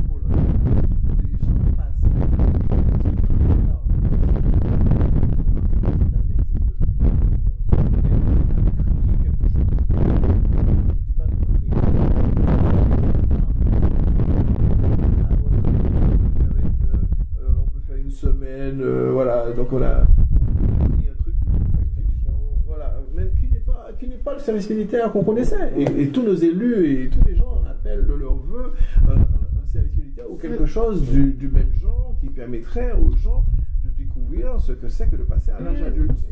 Voilà. Et de marquer sociétalement l'individu. Et lui donner des éléments pour vivre. Parce que ceux qui ont fait les scouts, ben, ils ont appris à faire du feu, ils ont appris à vivre en communauté. Mais tout le monde ne peut pas être scout. Mais il y a des modèles, en tout cas, il y a un modèle de société à revoir. Aujourd'hui, on est dans la société du laisser faire. Il faut reconstruire la société autour de choses qui nous rassemblent. Et tu l'as dit tout à l'heure, moi je pense que le bénévolat, c'est quelque chose qui rassemble. Les services, malheureusement, les montants donnés ne sont pas énormes, mais permettent de mettre les jeunes dans des activités où l'argent n'est pas au centre, mais où on parle encore de valeurs. Voilà. Quand c'est bien fait, on parle de valeurs avec les gens et ainsi de suite. Et ça, on gagnerait à faire ça. Et je dis vraiment la partie logement, si on n'y réfléchit pas, si on continue à créer des choses sans y penser, c'est affreux. Je l'ai vu avec les CFA. On a beaucoup critiqué les CFA en disant, bon voilà, ils n'ont pas fait le boulot, donc faire de l'apprentissage, n'importe quelle structure, à partir du moment où la structure fait une demande pour être référencée, la structure fait une demande à l'État pour pouvoir être centre d'apprentissage. Et on a banni les CFA sans chercher à comprendre pourquoi ça ne fonctionnait pas. Ça ne fonctionnait pas parce qu'en fait, dans les bateaux techniques, il y a un modèle à avoir. Il y a des CFA qui dépendent de chambres de CFA qui dépendent d'un peu de tout, mais on n'a pas créé un modèle CFA. Il aurait fallu, comme l'Éducation nationale, créer un modèle CFA avec des plateaux techniques financés à hauteur de ce que ça vaut, de ce que c'est, et puis donc à un moment donné, on pouvait entrer dans un CFA et être en internat. Mais vu que les lois ont changé et qu'il y a des règles assez strictes pour l'internat, tous les CFA ont décidé d'arrêter de faire de l'internat. Alors que l'internat ou l'hébergement du jeune dans le centre de formation permettait une chose, de combattre l'éloignement. Moi j'ai des jeunes, mes 4 CFA, il n'y a aucun CFA sous le nom de la Martinique. Pour reprendre l'exemple de la Martinique, aucun CFA sous le nom de la Martinique. Ça veut dire que lorsque le jeune veut aller au CFA, il faut qu'il sorte de Grand-Rivière et qu'il descende à Dupont s'il veut aller au CFA BTP, qu'il sorte de Grand-Rivière et qu'il aille à Fort-de-France ou même à Shellshare maintenant lorsqu'il veut aller au CFA CCIM, mais il n'y a pas d'hébergement à proximité pour dire ce jeune-là, on le prend en main, on enlève de son quartier, on enlève de son environnement immédiat et on le met dans des conditions de réussite. Dans les conditions de réussite, c'est d'avoir un logement qui ne soit pas forcément un logement pour un étudiant, parce que quand on est au CFA, on est déjà un salarié. C'est un contrat de travail, c'est pas un contrat de formation, c'est pas être à l'Éducation nationale, c'est pas être à l'université. Au CFA, on a un contrat de travail. Donc ça veut dire qu'un individu devrait être dans un logement. À partir du moment où on étudie son dossier pour qu'il rentre au CFA, on devrait étudier son dossier pour qu'il rentre dans un logement. Et on le met dans un studio. Et il devient autonome. Et il peut, plus facilement en tout cas, apprendre ses leçons, apprendre des trucs et apprendre un métier. Il devient autonome. On le libère là. Et travailler avec les bailleurs sociaux sur ça, et travailler surtout avec les bailleurs sociaux pour le parcours résidentiel. Le jeune, il est au CFA, ok, très bien, donc il bénéficie de logement au CFA. On trouve une formule adaptée parce qu'en fait, pour entrer dans un logement social, il y a des conditions de ressources et ainsi de suite. Mais il faudrait trouver un modèle spécifique, créer un modèle spécifique pour le CFA. Lorsque le jeune entre au CFA, donc on étudie son dossier, et une fois qu'il a réussi, qu'il a terminé avec le CFA, dans le cadre de parcours résidentiel, on le balance dans les logements type traditionnel, chez les bailleurs sociaux de type traditionnel. Et il continue, lorsqu'il a des enfants, on le mute encore dans un autre logement. C'est ce qui se fait déjà aujourd'hui. Moi j'ai une demande de mutation dans le logement social parce que la personne, sa situation a évolué. Et on peut le muter jusqu'au jour où il va accéder il va construire sa maison et ainsi de suite. Et ça, il faut réussir à créer des parcours résidentiels. On l'a vu aujourd'hui, lorsqu'on fait de l'attribution de logement, on parle de caléole. C'est-à-dire qu'en fait, on étudie en même temps que l'attribution de logement, on étudie l'occupation du logement. Ça s'appelle la caléole. Pourquoi? Parce qu'en fait, on s'est rendu compte qu'on s'embêtait à créer, à construire des F2, des F3, des F4, des F5. Puis on s'est rendu compte qu'il y avait des gens qui habitaient des F5. Donc quand ils avaient les enfants, la famille, c'était bien, c'était bon, un F5. Après, les enfants partent. Les enfants partent et la personne reste dans un F5. Et puis la personne paye un petit loyer dans un F5, donc un grand logement avec une chambre occupée. Une chambre occupée. Des fois les gens, le mari ou la femme est déjà morte, il y a une seule personne dans le logement, dans un F5. Et on va en construire d'autres. Quand on parle d'environnement et ainsi de suite, ben, au lieu d'aller construire, d'aller, défricher les terres et machin et tout ça, et construire des logements sociaux, peut-être qu'on gagnerait, d'ailleurs, c'est ce que l'État a fait, on gagnerait à analyser l'occupation de logement et proposer aux gens qui habitent seuls d'habiter dans un F2 et libérer un F5. Sauf qu'il y a une chose, c'est que le F5, des fois, comme il a été construit bien avant, donc le F5, les gens sont dans le F5 qui payent 300, 200, 300 euros de loyer, et tu leur proposes d'être dans un F2 aux normes actuelles, où là, le loyer est à 500, 600 euros. Donc, il faut créer une espèce de péréquation entre ces deux logements-là, pour que la personne qui libère un F5, quand il rentre dans le F2, il continue à payer 200 ou 300 euros pour ne pas déséquilibrer son budget, mais la personne qui va entrer dans un F5 va payer le truc au goût du jour, c'est-à-dire qu'on rénove le logement, mais au lieu de payer les 300 euros du logement d'avant, de la personne d'avant, cette personne va payer 600 euros parce que c'est ce que ça vaut aujourd'hui. Voilà. Et ça, ce sont des réflexions qu'il faut mener, et des réflexions qui sont utiles pour nos élus, mais aussi pour les gens qui comprennent bien que lorsqu'on leur demande de libérer un F5, ben, ils jouent la solidarité aussi avec les autres. Voilà. voilà, c'est toutes ces réflexions-là qu'il faut mener. Et quand on parle du logement pour les étudiants ou pour les salariés apprentis, ben, il y a une vraie réflexion à mener pour que nos jeunes puissent sortir, en tout cas sortir de certains milieux ou cadres familiaux pour pouvoir intégrer de manière complète et épouser un métier, voilà, et tout ce qu'il y a autour du métier. Et quand on crée ça, quand on crée ce type de logement-là, notamment à proximité de CFA, ben oui, on met un espace de coworking, ben oui, on met un terrain de basket ou un terrain de foot ou les choses, des équipements qui permettent d'occuper les gens, ou une salle de sport, par exemple, une salle de sport dans le bâtiment, rien que ça. Ça permet à un jeune d'éviter l'oisiveté, d'éviter ce certain nombre de choses. On a des expériences de gens, on a des locaux communs dans les HLM. On a eu l'occasion d'aider une association à monter un truc sportif, c'est-à-dire une salle de sport dans le pied d'immeuble. Et ça fonctionne du tonnerre parce que ça ramène du monde. Au lieu d'avoir un jeune qui va fumer son joint au bout de la rue ou passer ses journées, ben, il peut aller dans la salle de sport. Et si on lui donne encore d'autres types d'équipements, peut-être qu'il pourrait s'équiper, peut-être qu'il pourrait entrer dans les choses. Et si on permet, je ne sais pas, dans des grands ensembles, de mettre des antennes mission locale ou des antennes pour l'éducation nationale ou autre, parce qu'on a aussi avec l'éducation nationale des structures qui peuvent apporter de l'information au premier niveau dans ces machins-là, et puis surtout du soutien scolaire. On oublie souvent le soutien scolaire. Il y a quelque chose à créer autour du soutien scolaire. L'école en la matière ne suffit plus. Il y a d'autres modèles à créer pour transmettre le savoir.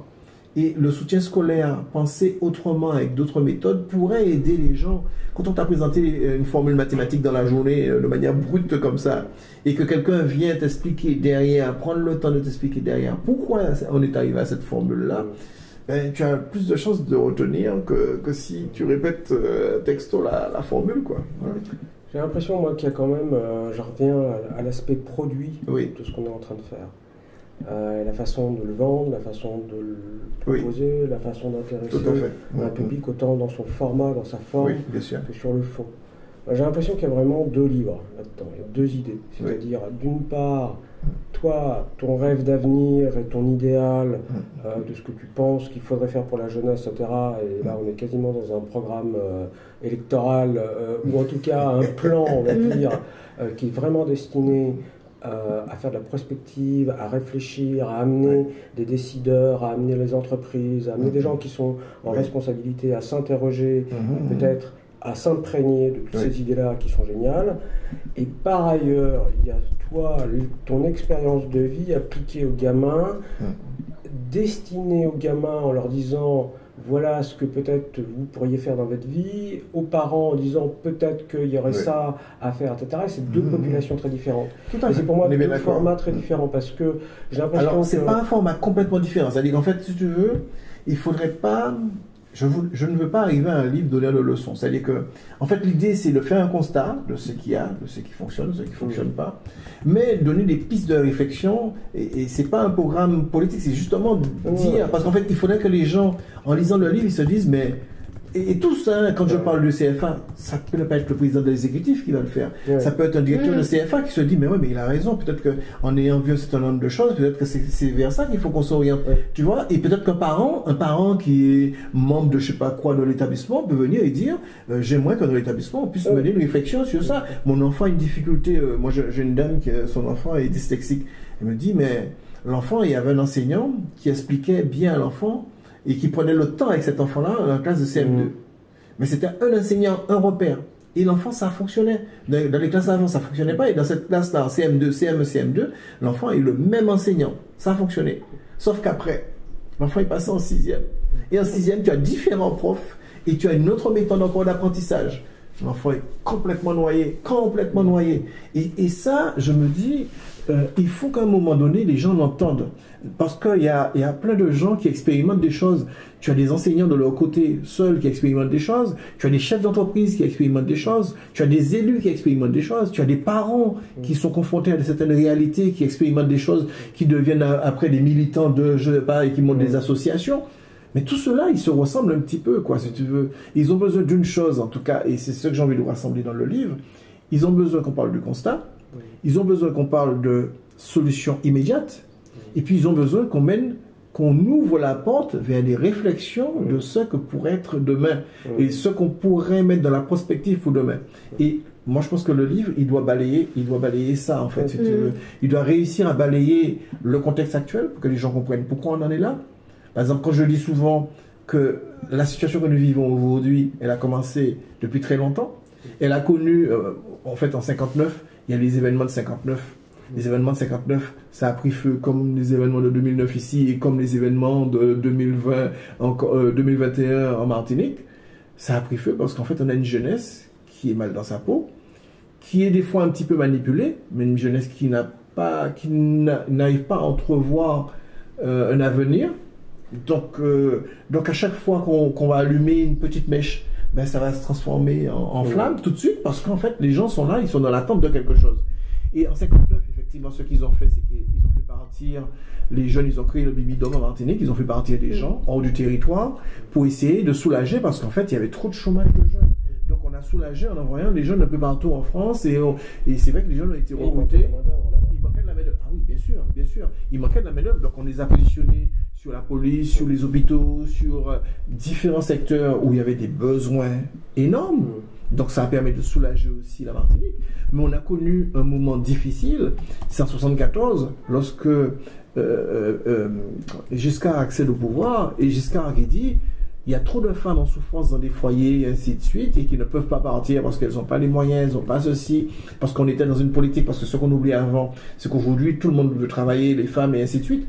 À l'époque, il y avait beaucoup de femmes au foyer, c'est-à-dire que c'était le papa qui travaillait, et c'est le papa qui ramenait l'argent, et c'est la femme qui était au foyer, qui s'occupait de l'éducation des enfants, et ainsi de suite. C'était ça le modèle français, entre guillemets, mais l'Afrique a gardé beaucoup ces modèles-là aussi, il ne faut pas croire. Hein. Aux États-Unis, mais en Afrique aussi, on a beaucoup gardé ces modèles-là, parce qu'en fait, on n'avait pas besoin de femmes qui travaillent. Après, en 1974, il y a une espèce d'émancipation, et Giscard qui dit, les femmes qui veulent partir, moi je vais leur donner une allocation. Donc là, on a vu arriver les premières allocations parents isolés. Sauf que dans tout système, il y a un travers. Les gens se sont dit, ben, chiche, s'il faut que le père ne soit pas là, ben moi, je dis au père de partir, il vient de temps en temps ou il vient machin, et je vais toucher les allocations. Et les allocations me permettent, d'ailleurs, beaucoup de gens ont fait ça. Mais le papa, alors, il y a eu beaucoup de contrôles, a fait ainsi de suite.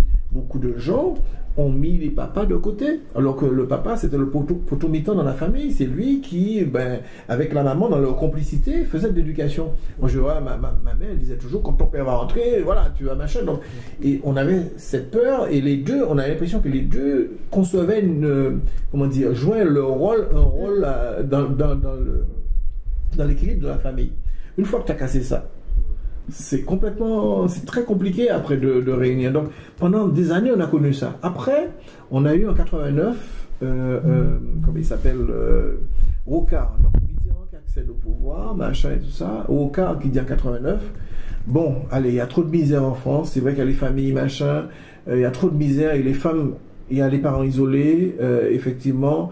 Il y a les allocations familiales, mais on va rajouter une couche, on va mettre le RMI. Avec le I qui va servir, donc c'est le revenu minimum d'insertion, l'individu va se prendre en main et va rebondir pour travailler. Et voilà, le système, la nature du vide, les gens se sont dit, ben, très bien, ok, j'ai au moins le RMI, donc ça veut dire que je ne suis pas obligé de travailler normalement, je peux travailler au noir, et quand je travaille au noir, j'ai au moins un revenu minimum qui m'assure le minimum. Donc le RMI, et beaucoup de gens ont commencé à changer, à dire je ne veux pas être déclaré. Moi je connais ça autour de beaucoup de gens disaient moi je ne veux pas être déclaré, je veux bien travailler mais je ne veux pas être déclaré parce que je touche déjà le RMI. Et beaucoup de familles se sont enfermées là-dedans. Mais j'appelle ça enfermé, c'est une catastrophe.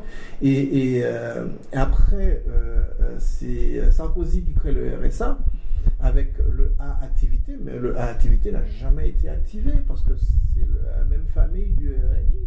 C'est-à-dire que les gens, ils ne voient pas l'intérêt d'aller bosser. Et du coup, on se retrouve avec plusieurs générations de RSA ou de RMI dans la même famille. Tu as la grand-mère qui aurait ça, la fille qui aurait ça et la petite fille qui aurait ça. Comment on peut construire une société avec ça? Ce n'est pas possible. Et en termes de modèle, on montre aux enfants de ces gens-là, d'ailleurs, ils reproduisent le même schéma. Hein. Mamie est au RSA, mamie n'a jamais travaillé. La fille qui arrive, mais qui n'a jamais travaillé, qui reproduit le modèle de mamie. Moi, j'ai une dame qui était locataire de ma mère. C'est pas une généralisation encore, hein, mais elle était machin. La fille, elle avait 4 enfants. Sa première fille, 13 ans, elle tombe enceinte à 13 ans. Et la maman qui dit non, regarde le bébé. Elle tombe à 13 ans enceinte pour un monsieur qui a 50 et quelques, pratiquement 60. Mais la maman, elle ne marchait pas parce qu'elle a compris que sa fille allait toucher, que ça ramenait encore de l'argent dans le foyer. Et là, ils avaient droit, moi je le vois pour mes logements HLM, les gens, 60% des gens qui résident dans HLM sont déclarés étant femmes seules élevant leurs enfants. 60%, c'est énorme. Et du coup, qu'est-ce qui se passe? Le soir, quand tu vas devant ces bâtiments HLM, de 17h jusqu'à 1h du matin, tu ne peux pas te garer parce qu'il n'y a pas de place pour se garer. Et à partir d'une heure du matin, tu trouves de la place. Pourquoi? Parce que en fait, il faut continuer à faire des enfants. Même si les papas, ils ne sont pas reconnus, ils ne sont pas là, il faut continuer à faire des enfants. Donc il faut que le géniteur vienne. Ben, le géniteur, il vient entre 17h et 1h du matin, minuit, 1h du matin. 1h du matin, il rentre chez lui, je ne sais pas où, mais il rentre chez lui. Donc les parkings se vident. Et j'ai cet exemple-là sur beaucoup de bâtiments HLM ici, que ce soit chez nous comme bailleurs, chez les autres bailleurs aussi. C'est la même chose, parce qu'il faut continuer à se concevoir.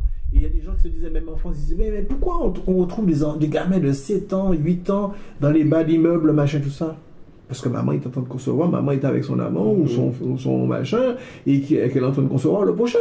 Donc, il ne faut pas que tu restes dans l'appartement, donc elle t'envoie jouer en bas, elle t'envoie dans les trucs. Donc, à 7, 8 ans, 9 ans, 10 ans, ben, vous êtes dans les bas d'immeubles en train de jouer parce que maman est en train de concevoir le prochain. Voilà. Donc, et c'est ça aussi notre société. Donc, on a créé, en fait, toutes ces mesures-là, toutes ces lois-là partent de bons sentiments. Je ne dirais pas que ça a été fait de manière cynique, c'est pas vrai. Tout ça, ça part de bons sentiments. Sauf que dans la réalité, la nature audiovisuelle, l'individu, aujourd'hui, il y a des gens qui se rendent éligibles au RSA. Ils sont pas majeurs, ils se rendent éligibles au RSA parce qu'ils ont compris comment ça fonctionne. Et ils n'ont pas envie de bosser. Et je disais dernièrement à un gars, je dis, mais si vous mettez des formations, si vous mettez des occupations pour eux, vous allez voir que le RSA, déjà vous allez régler le problème du travail au noir, vous allez régler le problème du RSA. Et là, la CAF est en train de réfléchir pour voir comment on pourrait forcer des activités. Parce que chaque fois que les gens leur proposent un emploi, ils disent non. Parce qu'ils sont très bien, non, ils sont... Pourquoi ils diraient, comme m'a dit, monsieur, pourquoi c'est moi que vous venez chercher? Il y a d'autres gens, allez voir les autres, si vous voulez donner du travail aux gens, allez voir les autres, laissez-moi tranquille. Et j'ai un gars qui travaille dans l'hôtel d'insertion, donc lui c'est CTM, il appelle un bénéficiaire pour lui dire, voilà, il n'arrive pas un jeune bénéficiaire, machin, pour lui dire qu'il y a un truc, il y a comment dire, il y a quelqu'un qui propose un chantier d'insertion, et ça peut être un tremplin vers l'emploi après, machin, et tout ça. Il me dit, j'essaie de la joindre toute la semaine. Puis au bout d'un moment, il décroche. Il dit, mais monsieur, vous savez où je suis là? Il dit, je suis en croisière, monsieur. Vous êtes en train de m'embêter là parce que je suis en croisière. Vous m'avez appelé plusieurs fois, mais je suis en croisière. Parce qu'en fait, ici, les croisières, les places qui sont vendues à la dernière minute pour remplir les bateaux sont à 250 €. Donc la personne prend une semaine aux frais de la princesse pour 250 €. Et si tu as la chance, les enfants sont en bas âge, tu pars avec tes enfants et là tu payes une assurance de 100 €. Et là tu es sur un bateau de croisière, tu bois, tu manges, tu n'es pas obligé de... De toute façon, on les voit sur le bateau, ils ne descendent pas, ils ne vont pas faire des excursions. Et ils sont sur une semaine, machin, tout ça. Et ils ont des trucs, ils ont des agences qui les appellent pour leur dire, voilà, il reste des places à 250 € et les gens... Et alors, il y en a même qui se sont regroupés et alors il y a celles qui partent et puis celles qui restent et qui s'occupent de tous les enfants des autres. On a créé cette société de la satisfaction immédiate. Après, je reviens toujours à la même question, encore une fois, sur le besoin, encore une fois, sur cette question de ce qu'on est en train d'écrire.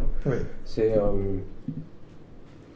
le bouquin va se retrouver sur une étagère de librairie, dans quel rayon? C'est toujours parce que j'entends ce que tu me dis. Ça rejoint tout le monde, etc. C'est qu'à un moment, on est en train de concevoir un produit qui doit se vendre. C'est un essai, qui doit rencontrer. Oui, c'est un essai. Qui doit rencontrer un public. Et c'est pas le même public, encore une fois, de parents qui vont attraper le bouquin parce que ça s'appelle les 10 choses que j'ai appris sur l'éducation en étant la mission locale, que la prospective de Pôle de la jeunesse en Martinique. Tout à fait, je comprends ce que tu dis.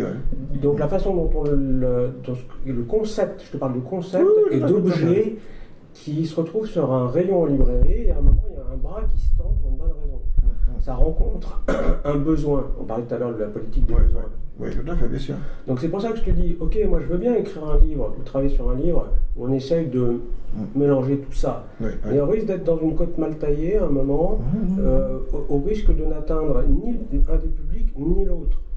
Tu vois, et je cherche dans ma tête à trouver un concept évident, quitte à faire 2 publications qui soient plus une orientée par an, avec un truc qui soit un peu plus en mode... Les 30 conseils.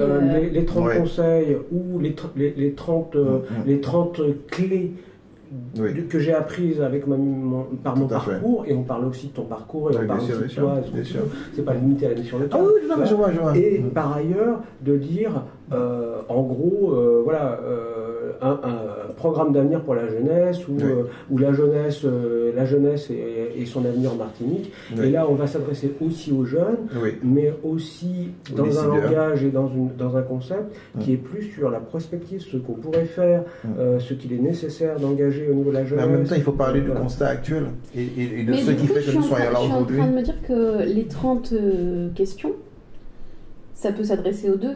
C'est-à-dire qu'il y a des questions qui seront plus axées pour les experts et des questions qui seront et des conseils qui seront plus axés pour les parents. La famille, pour les parents. Et du coup, parce que en fait, le titre même du livre que tu nous as donné, La jeunesse, une richesse pour nos territoires, c'est presque pour le coup très institutionnel. Alors que si tu changes institutionnel de titre, en même temps, oui, c'est vrai, on peut changer le titre, mais en même temps, c'est montrer que, parce qu'en fait aujourd'hui, beaucoup de gens ne croient pas à la jeunesse, quoi, si tu veux. Oui, mais du coup, si tu quand je discute avec les élus, ou même avec les parents, mais surtout les élus, ils me disent, mais on va pas mettre de l'argent pour les jeunes, ils votent pas. En fait, si tu veux, ils considèrent pas cette jeunesse comme étant une chance, quoi. C'est-à-dire que pour eux, ils ne votent pas. Donc, non, mais du coup, tu peux garder la jeunesse une richesse pour notre territoire. Je suis pas obligé de garder, je donnais une idée, mais en fait, c'est vrai qu'on est en train de travailler. Tu peux avoir ça et après, en sous-titre, 30 conseils pour accueillir la jeunesse, pour accueillir la jeunesse, tu vois, ou pour aider la jeunesse. Et puis, il y a l'idée, possiblement, je dirais, entre guillemets, d'une collection. Si tu intitules ça Jeunesse en Martinique et tu as un sous-titre en disant alors en fait je ne vais pas le limiter uniquement à la Martinique, c'est pourquoi je ne vais pas mettre Jeunesse en Martinique, c'est pourquoi j'ai mis exprès, parce qu'en fait j'ai des collègues qui sont dans des missions locales ailleurs, à qui je voudrais mais qui vivent les mêmes choses que moi, c'est-à-dire qu'en fait quand je discute avec eux, si tu fermes les yeux, tu entends la même chose partout. Et c'est pour ça qu'il faut qu'on arrive à trouver quelque chose qui amène l'individuel à ne pas penser qu'il soit forcément en Martinique, mais qui, voilà. Non, mais du coup, mais c'est vrai que tu appelles ça les clés de l'avenir, si tu appelles ça les clés de l'avenir, ok, et qu'effectivement tu fais un premier opus sur les 30 choses que j'ai apprises à la tête de la mission locale, utiles aux parents, et que tu fais pareil, même avec un autre sous-titre qui va être les perspectives ou la question de la formation, qui va être un truc un peu plus institutionnel, et que tu vois, c'est toujours un espèce de titre, on va dire, les clés de l'avenir, et puis tu vas pouvoir faire des focus. Oui, non, mais je vois ce que tu dis. Alors, à mon sens, tu peux le faire dans le même mois. Moi aussi, je pense que c'est juste de trouver. À mon sens, parce que des fois, ce sont les mêmes parents. T'appauvris, en fait, voilà, c'est ça. le propos. C'est ça. Si tu le subdivises en plein de bouquins. Et c'est pas sûr que les gens, ils trouvent un intérêt à te lire. Parce qu'en fait, le problème, c'est qu'on est en train de, pareil, faire comme la société française, faire du cloisonnement. En fait, moi, je veux décloisonner. Parce qu'en fait, le même parent que tu as, parce que par exemple, j'ai des parents, Casiméus qui est élu, sa fille m'a emmené son fils, le petit-fils de Madame Casiméus, qui, il faut le voir comment il est looké, plein de problèmes. Et la grand-mère me dit, bon, tu l'as reçu, qu'est-ce que tu as pu faire? Parce qu'en fait, ces gens-là qui sont, comment dire, elle est quand même au conseil exécutif, c'est-à-dire qu'elle a la manœuvre. Elle ne sait pas quoi faire pour son petit-fils qui est machin. Donc, tu vois, et ce sont les mêmes qu'on retrouve à chaque fois parce qu'en fait, souvent, on veut cloisonner les choses. Ça, c'est le système français. Moi, je pense qu'il faut décloisonner.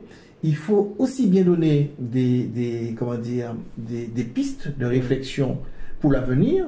Mais les parents doivent s'approprier parce qu'en fait, si tu veux que les gens portent des choses, c'est pas les politiques qui vont porter les choses. C'est la population qui va porter, qui va dire, ben demain, j'aimerais que mon enfant soit pris en charge dans telle manière. Et que je lis un bouquin et l'utopie, il dit, voilà, qu'il faudrait qu'on mette des logements à proximité des CFA. Tu de manière pratique. Et donc le président de l'exécutif, quand il lit ça, il dit ouais, bon ben effectivement il y a peut-être quelque chose à faire là. Mais le parent il dit mais ouais, mais ce serait bien parce que moi mon enfant il pourrait être au plus près du machin. Tu vois, ce sont les mêmes personnes qui pourraient bénéficier des mêmes messages. D'organisation. Oui, d'organisation du livre. C'est de réussir, et je reviens sur tes 30 points. Mais tu as raison sur des trucs. Organiser sur les 30 points. Voilà. Le désir, j'ai envie de donner ma vision du monde. Oui. Ok, ça part de toi. Oui, c'est ça. Moi, je pars, encore une fois, de n'importe qui, c'est-à-dire de moi, de dire qu'est-ce qui fait que ces gens-là vont tendre la main vers le bouquin. C'est ça. Parce que Jean-Michel Loutebi qui donne sa vision de l'avenir sur la jeunesse, ça peut être un programme, tu vois, électoral. Ah oui, les gens, ils sont pas en train de se ruer. Il va être édité par l'émission locale? Non. Alors en fait, c'est certainement moi, et je vais être certainement voir avec le Jean Gala, c'est lui qui a édité mes livres. Donc c'est certainement avec lui que je vais travailler certainement. Ouais.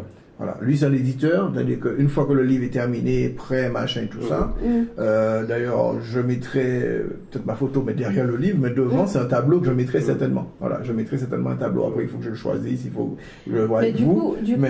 Mais je passerai par l'éditeur privé, c'est lui qui éditerait le livre. Voilà. Du coup, la mode, enfin, si on met le mot essai, je pense que ça fait peur. Oui. Par contre, effectivement, mes conseils pour... oui, enfin, ou 30 conseils pour la jeunesse, l'avenir de la jeunesse, je sais pas, un truc. Là, du coup, ça fait moins peur et ça peut être dans un rayon, effectivement. Oui, non, mais bon, ça peut être. Voilà. Peu importe. Éducation, sociologie, oui. Alors, il faut que ça. Sociaux, l'histoire du rayon, c'est encore une fois de partir des besoins du lecteur. C'est ça. Parce que toi, ton besoin de t'exprimer, on est d'accord. Le problème, c'est que actuellement, des gens qui ont des idées sur la France, il y en a qui publient des programmes. C'est clair. Bon, à part quelques-uns qui sont indépendants parce qu'il y a un intérêt qui est une communauté, ils ne sont pas en train de casser des programmes électoraux. Donc si ça ressemble à un truc qui sont, tu vois, les projets, ce qu'il faut faire pour l'avenir, ça va saouler tout le monde. Non, mais c'est pour ça qu'il faut mêler le privé.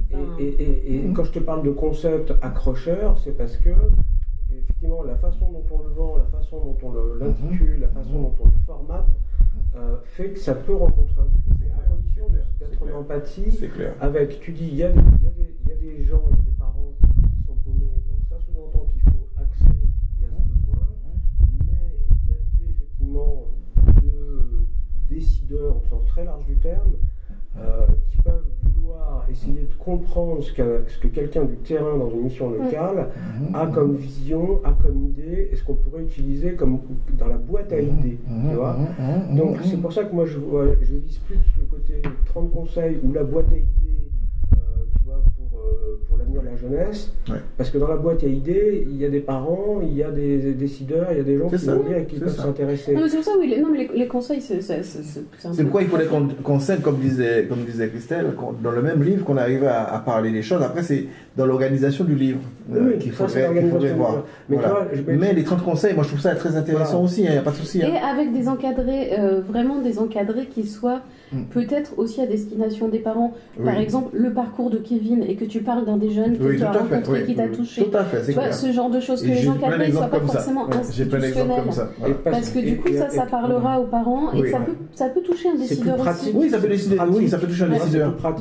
Et surtout, l'idée, c'est que il ne faut pas que ça soit chiant à lire. C'est-à-dire que si on a 300 pages, tout à fait, bien sûr. Personne ne va lire. Si on est dans un truc, effectivement, où il y a des encadrés, il y a des témoignages, il y a de l'humain, parce qu'il y a des témoignages de parents, il y a des parcours personnels. Moi, j'ai le parcours de jeunes. Tu valorises éventuellement, on peut parler aussi de jeunes que tu as mis à bosser, etc., qui ont construit une vie, comme le reportage que tu m'as envoyé sur ton jeune qui est directeur de village vacances. Tout à fait. Donc là, si tu veux, il y a un espèce de panachage, il y a des chapitres courts dans lesquels tu peux rentrer, d'autres plus longs, plus techniques, auxquels tu peux revenir peut-être, voilà. Et puis il y a des encadrés, et puis il y a des choses, voilà. Et dans ce format-là, je pense que, comme on fait tout dans une librairie, tu fais jamais le bouquin, tu dis tiens, il y a des petits trucs sympas, qui m'accrochent, il y a des choses qui m'accrochent. Alors que si tu... Et du coup, il faut que ça joue aussi sur la mise en page. C'est-à-dire qu'il ne faut pas que ce soit effectivement 300 pages.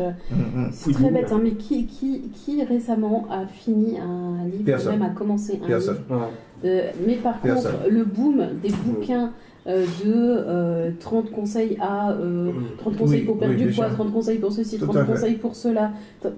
On y va tous et en fait on le lit pas, on lit le petit encadré gris, le petit machin, mais c'est ça. Après, si c'est intéressant, on se prend au jeu. Actuellement, je suis en train de lire un bouquin de philosophie sur Épicure. D'accord. Comme ça, t'as pas forcément envie de lire ça. Oui, c'est clair. Le bouquin, il est écrit comme des espèces de petites fiches sur la vie d'Épicure, avec plein d'anecdotes. D'accord. Et le bouquin s'appelle Épicure à la plage. D'accord. Et ils ont fait toute une collection comme ça sur les philosophes à la plage. À la plage, oui. Parce que c'est un truc que tu peux lire à la plage, effectivement. Oui, c'est clair. C'est pas chiant. C'est l'histoire. D'accord. Mais tu as des notions de philosophie. Tu as plein de références, tu as plein de trucs. Ils ont juste trouvé le concept pour dire ce truc-là, ça sort des bouquins du rayon philosophie. C'est chiant. Personne n'ira choisir, sauf les spécialistes et les étudiants et machin. Mais il s'adresse à tout le monde, ce livre. Effectivement, Madame Michu ou Antoine Cupial peut lire le truc. Même si oui, parce que là, du coup, c'est 30 conseils sur le logement pour les jeunes, la formation pour les jeunes, ce que tu disais sur le CFA et tout ça. La version pour les nuls, tu sais, je connais très bien. T'as des trucs, mais c'est ce que j'ai acheté, c'est Ypra. Il y avait que sais-je, j'avais pour les nuls et que sais-je. Oui, c'est un peu ça. Mais la collection pour les nuls, elle est vachement bien foutue. Parce que justement, elle est drôle. Deux, t'as de la technique, t'as les notions essentielles, etc. Mais c'est bien présenté. T'as des petits encadrés de utile à savoir et en plus et machin, etc. Tout à fait. Ils ont trouvé ce concept-là et ce concept-là permet de faire n'importe quoi. De balayer plein de choses. Maintenant, t'as absolument tout. Bien sûr, de balayer plein de choses. Tous les domaines. Tout à fait. Donc, y compris la philosophie pour les nuls, y compris pour plein de trucs. Donc, je pense que là, il faut justement qu'on trouve ce concept-là. C'est important parce que tant que tu pars pas du besoin, tant que tu proposes pas un truc un peu fun dans la lecture, il faut pas oublier un truc. C'est que le lectorat est majoritairement féminin. Les gens qui ouvrent un bouquin, c'est avant tout des femmes. C'est la fiction, bien sûr, à proprement parler. Bien sûr. Et deux, effectivement, maintenant, les gens ont un taux de concentration extrêmement bas du fait des réseaux sociaux, des notifications, etc. Et que le support livre, il faut vraiment trouver un concept qui permette aux gens de lire peu à chaque fois, de s'intéresser, que ça soit varié, etc. Parce que sinon, t'es battu. C'est clair. C'est clair. Ou t'es renvoyé à la case essai, tu vas en vendre 100 et puis. Oui, bien sûr. Donc, si on veut que ça puisse être accessible, il faut réfléchir à ce concept-là. Donc je pense qu'il faut axer sur cette histoire de conseils ou bien. Ou alors assumer complètement le truc personnel, c'est-à-dire, fait combien de temps que c'est à la mission locale? 20 ans. 20 ans à la tête de la mission locale, bilan et conseil, tout ce que j'ai appris à la mission locale en 20 ans. Ouais, mais après, ça pour le coup c'est pareil. Je trouve que ça ferme parce qu'il a appris des choses en dehors de la mission locale aussi. Ça, évidemment. Et ça ferme. Et pour le coup, moi je trouve que ça ferme aussi en termes de public, c'est que moi tu me dis. Je vais lire les conseils d'un mec à la mission locale, ça m'intéresse pas. Je vais lire les conseils, 30 conseils de machin. Voilà, là-dessus. Voilà, je suis d'accord avec toi, Christelle, là-dessus, parce qu'en fait, si on colle mission locale, d'autres ont déjà essayé ça. Mais ça ne fonctionne pas. J'ai un gars là, Philippe Labbé, lui, il a travaillé dans les missions locales, machin. Mais il a fait des livres, mais c'est resté dans le réseau de missions locales. Personne n'a. Il n'y a que une certaine directeur d'ailleurs. Il offrait les livres parce qu'en fait. Voilà. Ce que j'ai appris, enfin, tu vois. Oui, tout à fait, bien sûr. Non, je pense que c'est important aussi parce que ça légitime, parce que Jean-Michel Le Touby, expert jeunesse, ok. Jean-Michel Le Touby, 20 ans à la tête de la mission locale Nord-Martinique. Ok. Ça c'est notre 4e de couve. Donc voilà, c'est ça, c'est la façon aussi, tu vois, de la bien sûr. Elle légitime aussi. Oui, parce qu'en fait, dans la bio et machin, tout ça, effectivement, bon, tu peux expliquer ça, tu peux donner ça. Mais je vois bien le truc, le bouquin sociaux un petit peu, où on parle des trucs avec des petits encadrés, avec des exemples de jeunes. Alors ça, j'en ai pléthore.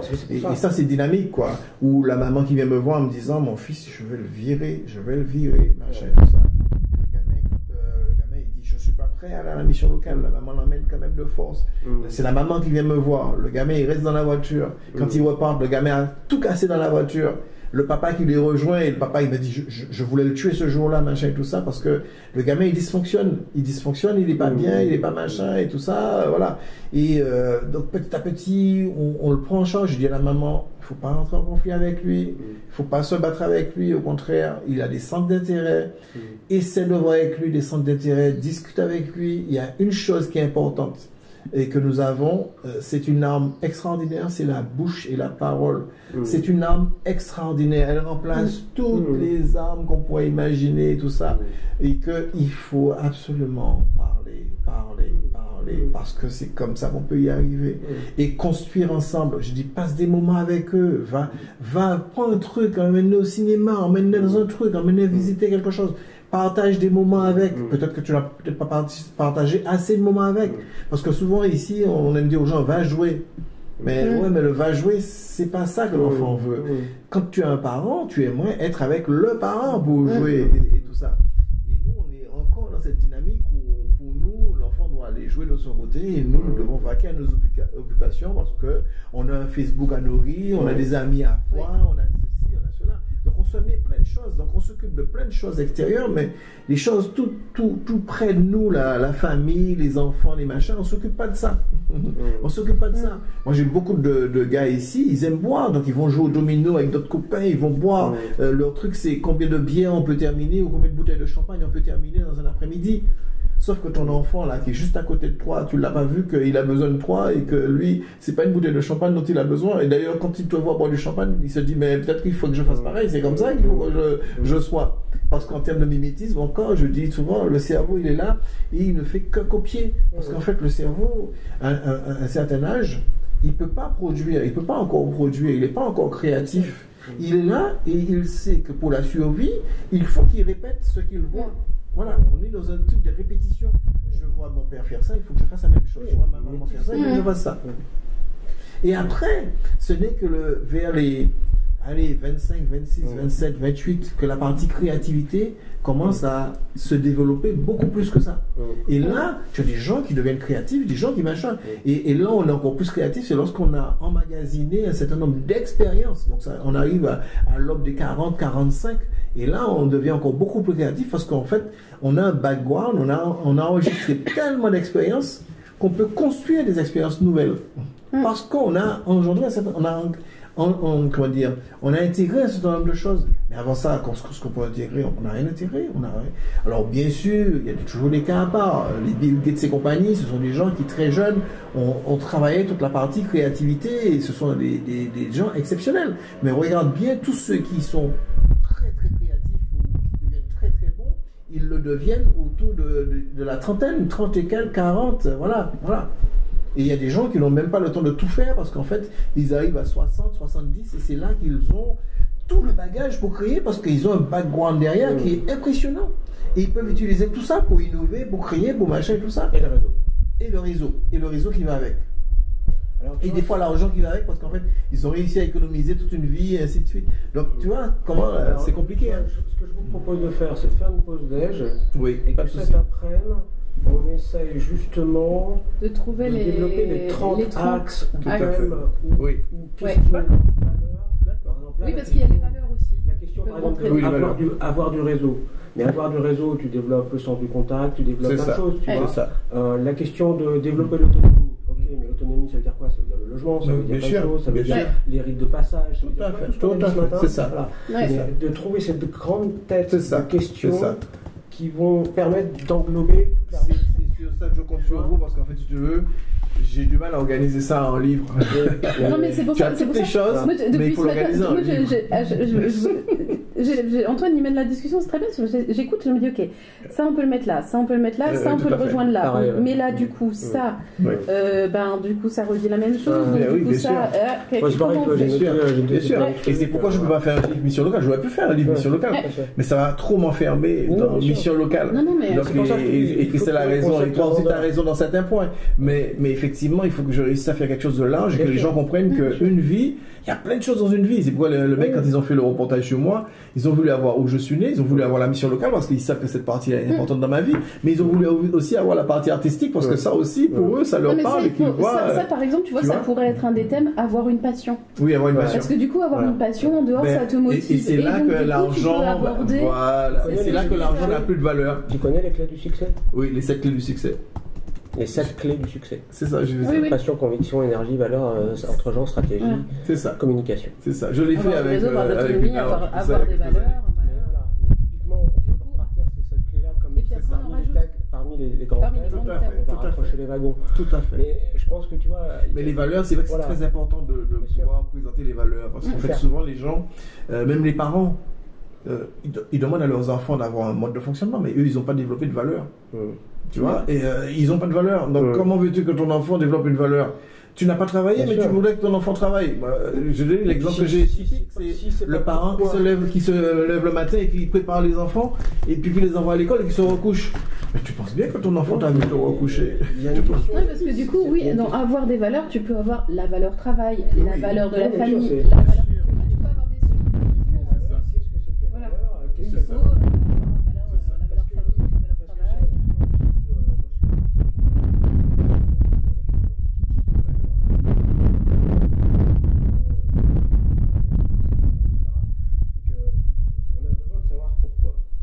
C'est pour ça qu'il y a une note d'intention avec les projets. Pourquoi. Et il y a une sociologue aux États-Unis, à Harvard, non, c'est au MIT. Au MIT, elle est sociologue, elle a des étudiants en sociologie et elle les envoie faire un exercice qui consiste à prendre un bouquin, aller à la photocopieuse. Il y a des files d'étudiants qui attendent pour faire leur photocopie. Et l'idée, c'est de passer devant tout le monde. Alors, premier test. Bonjour, j'ai besoin de photocopier ça, est-ce que je peux passer devant toi? Réponse non, majoritaire. Bonjour, aujourd'hui c'est mon anniversaire, est-ce que je peux passer devant toi? Réponse oui, majoritaire. Quel que soit, elle s'est rendue compte, elle leur fait essayer des raisons, quel que soit, même si c'est aujourd'hui c'est mon jour de chance, je peux passer devant toi, et ben c'est positif. À partir du moment où tu dis pourquoi,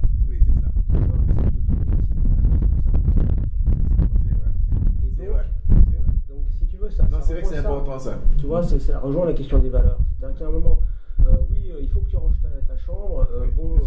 Si tu sais pas pourquoi, si on ne donne pas une perspective, si tu comprends pas l'utilité des choses, bah, tu as du mal à le faire.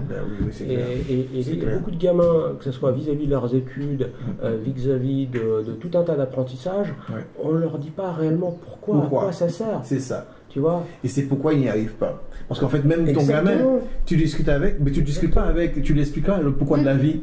Il y a plein de gamins qui se posent la question existentielle. Pourquoi je suis là? J'ai un gamin qui m'a dit une fois, mais pourquoi je suis là, monsieur? Pourquoi je suis là? Pourquoi je suis en vie? Pourquoi je suis là? Et quand tu comprends pourquoi tu es là, la vie a de la valeur pour toi. Mais quand tu es dans un jeu à longueur de journée où tu tues des gens, où tu vois les gens se tuer, la tienne et la celle des autres. Celle des autres. Bah oui. Bah oui. Tu peux faire pause, limite, je sais pas. C'est ton truc. Pareil.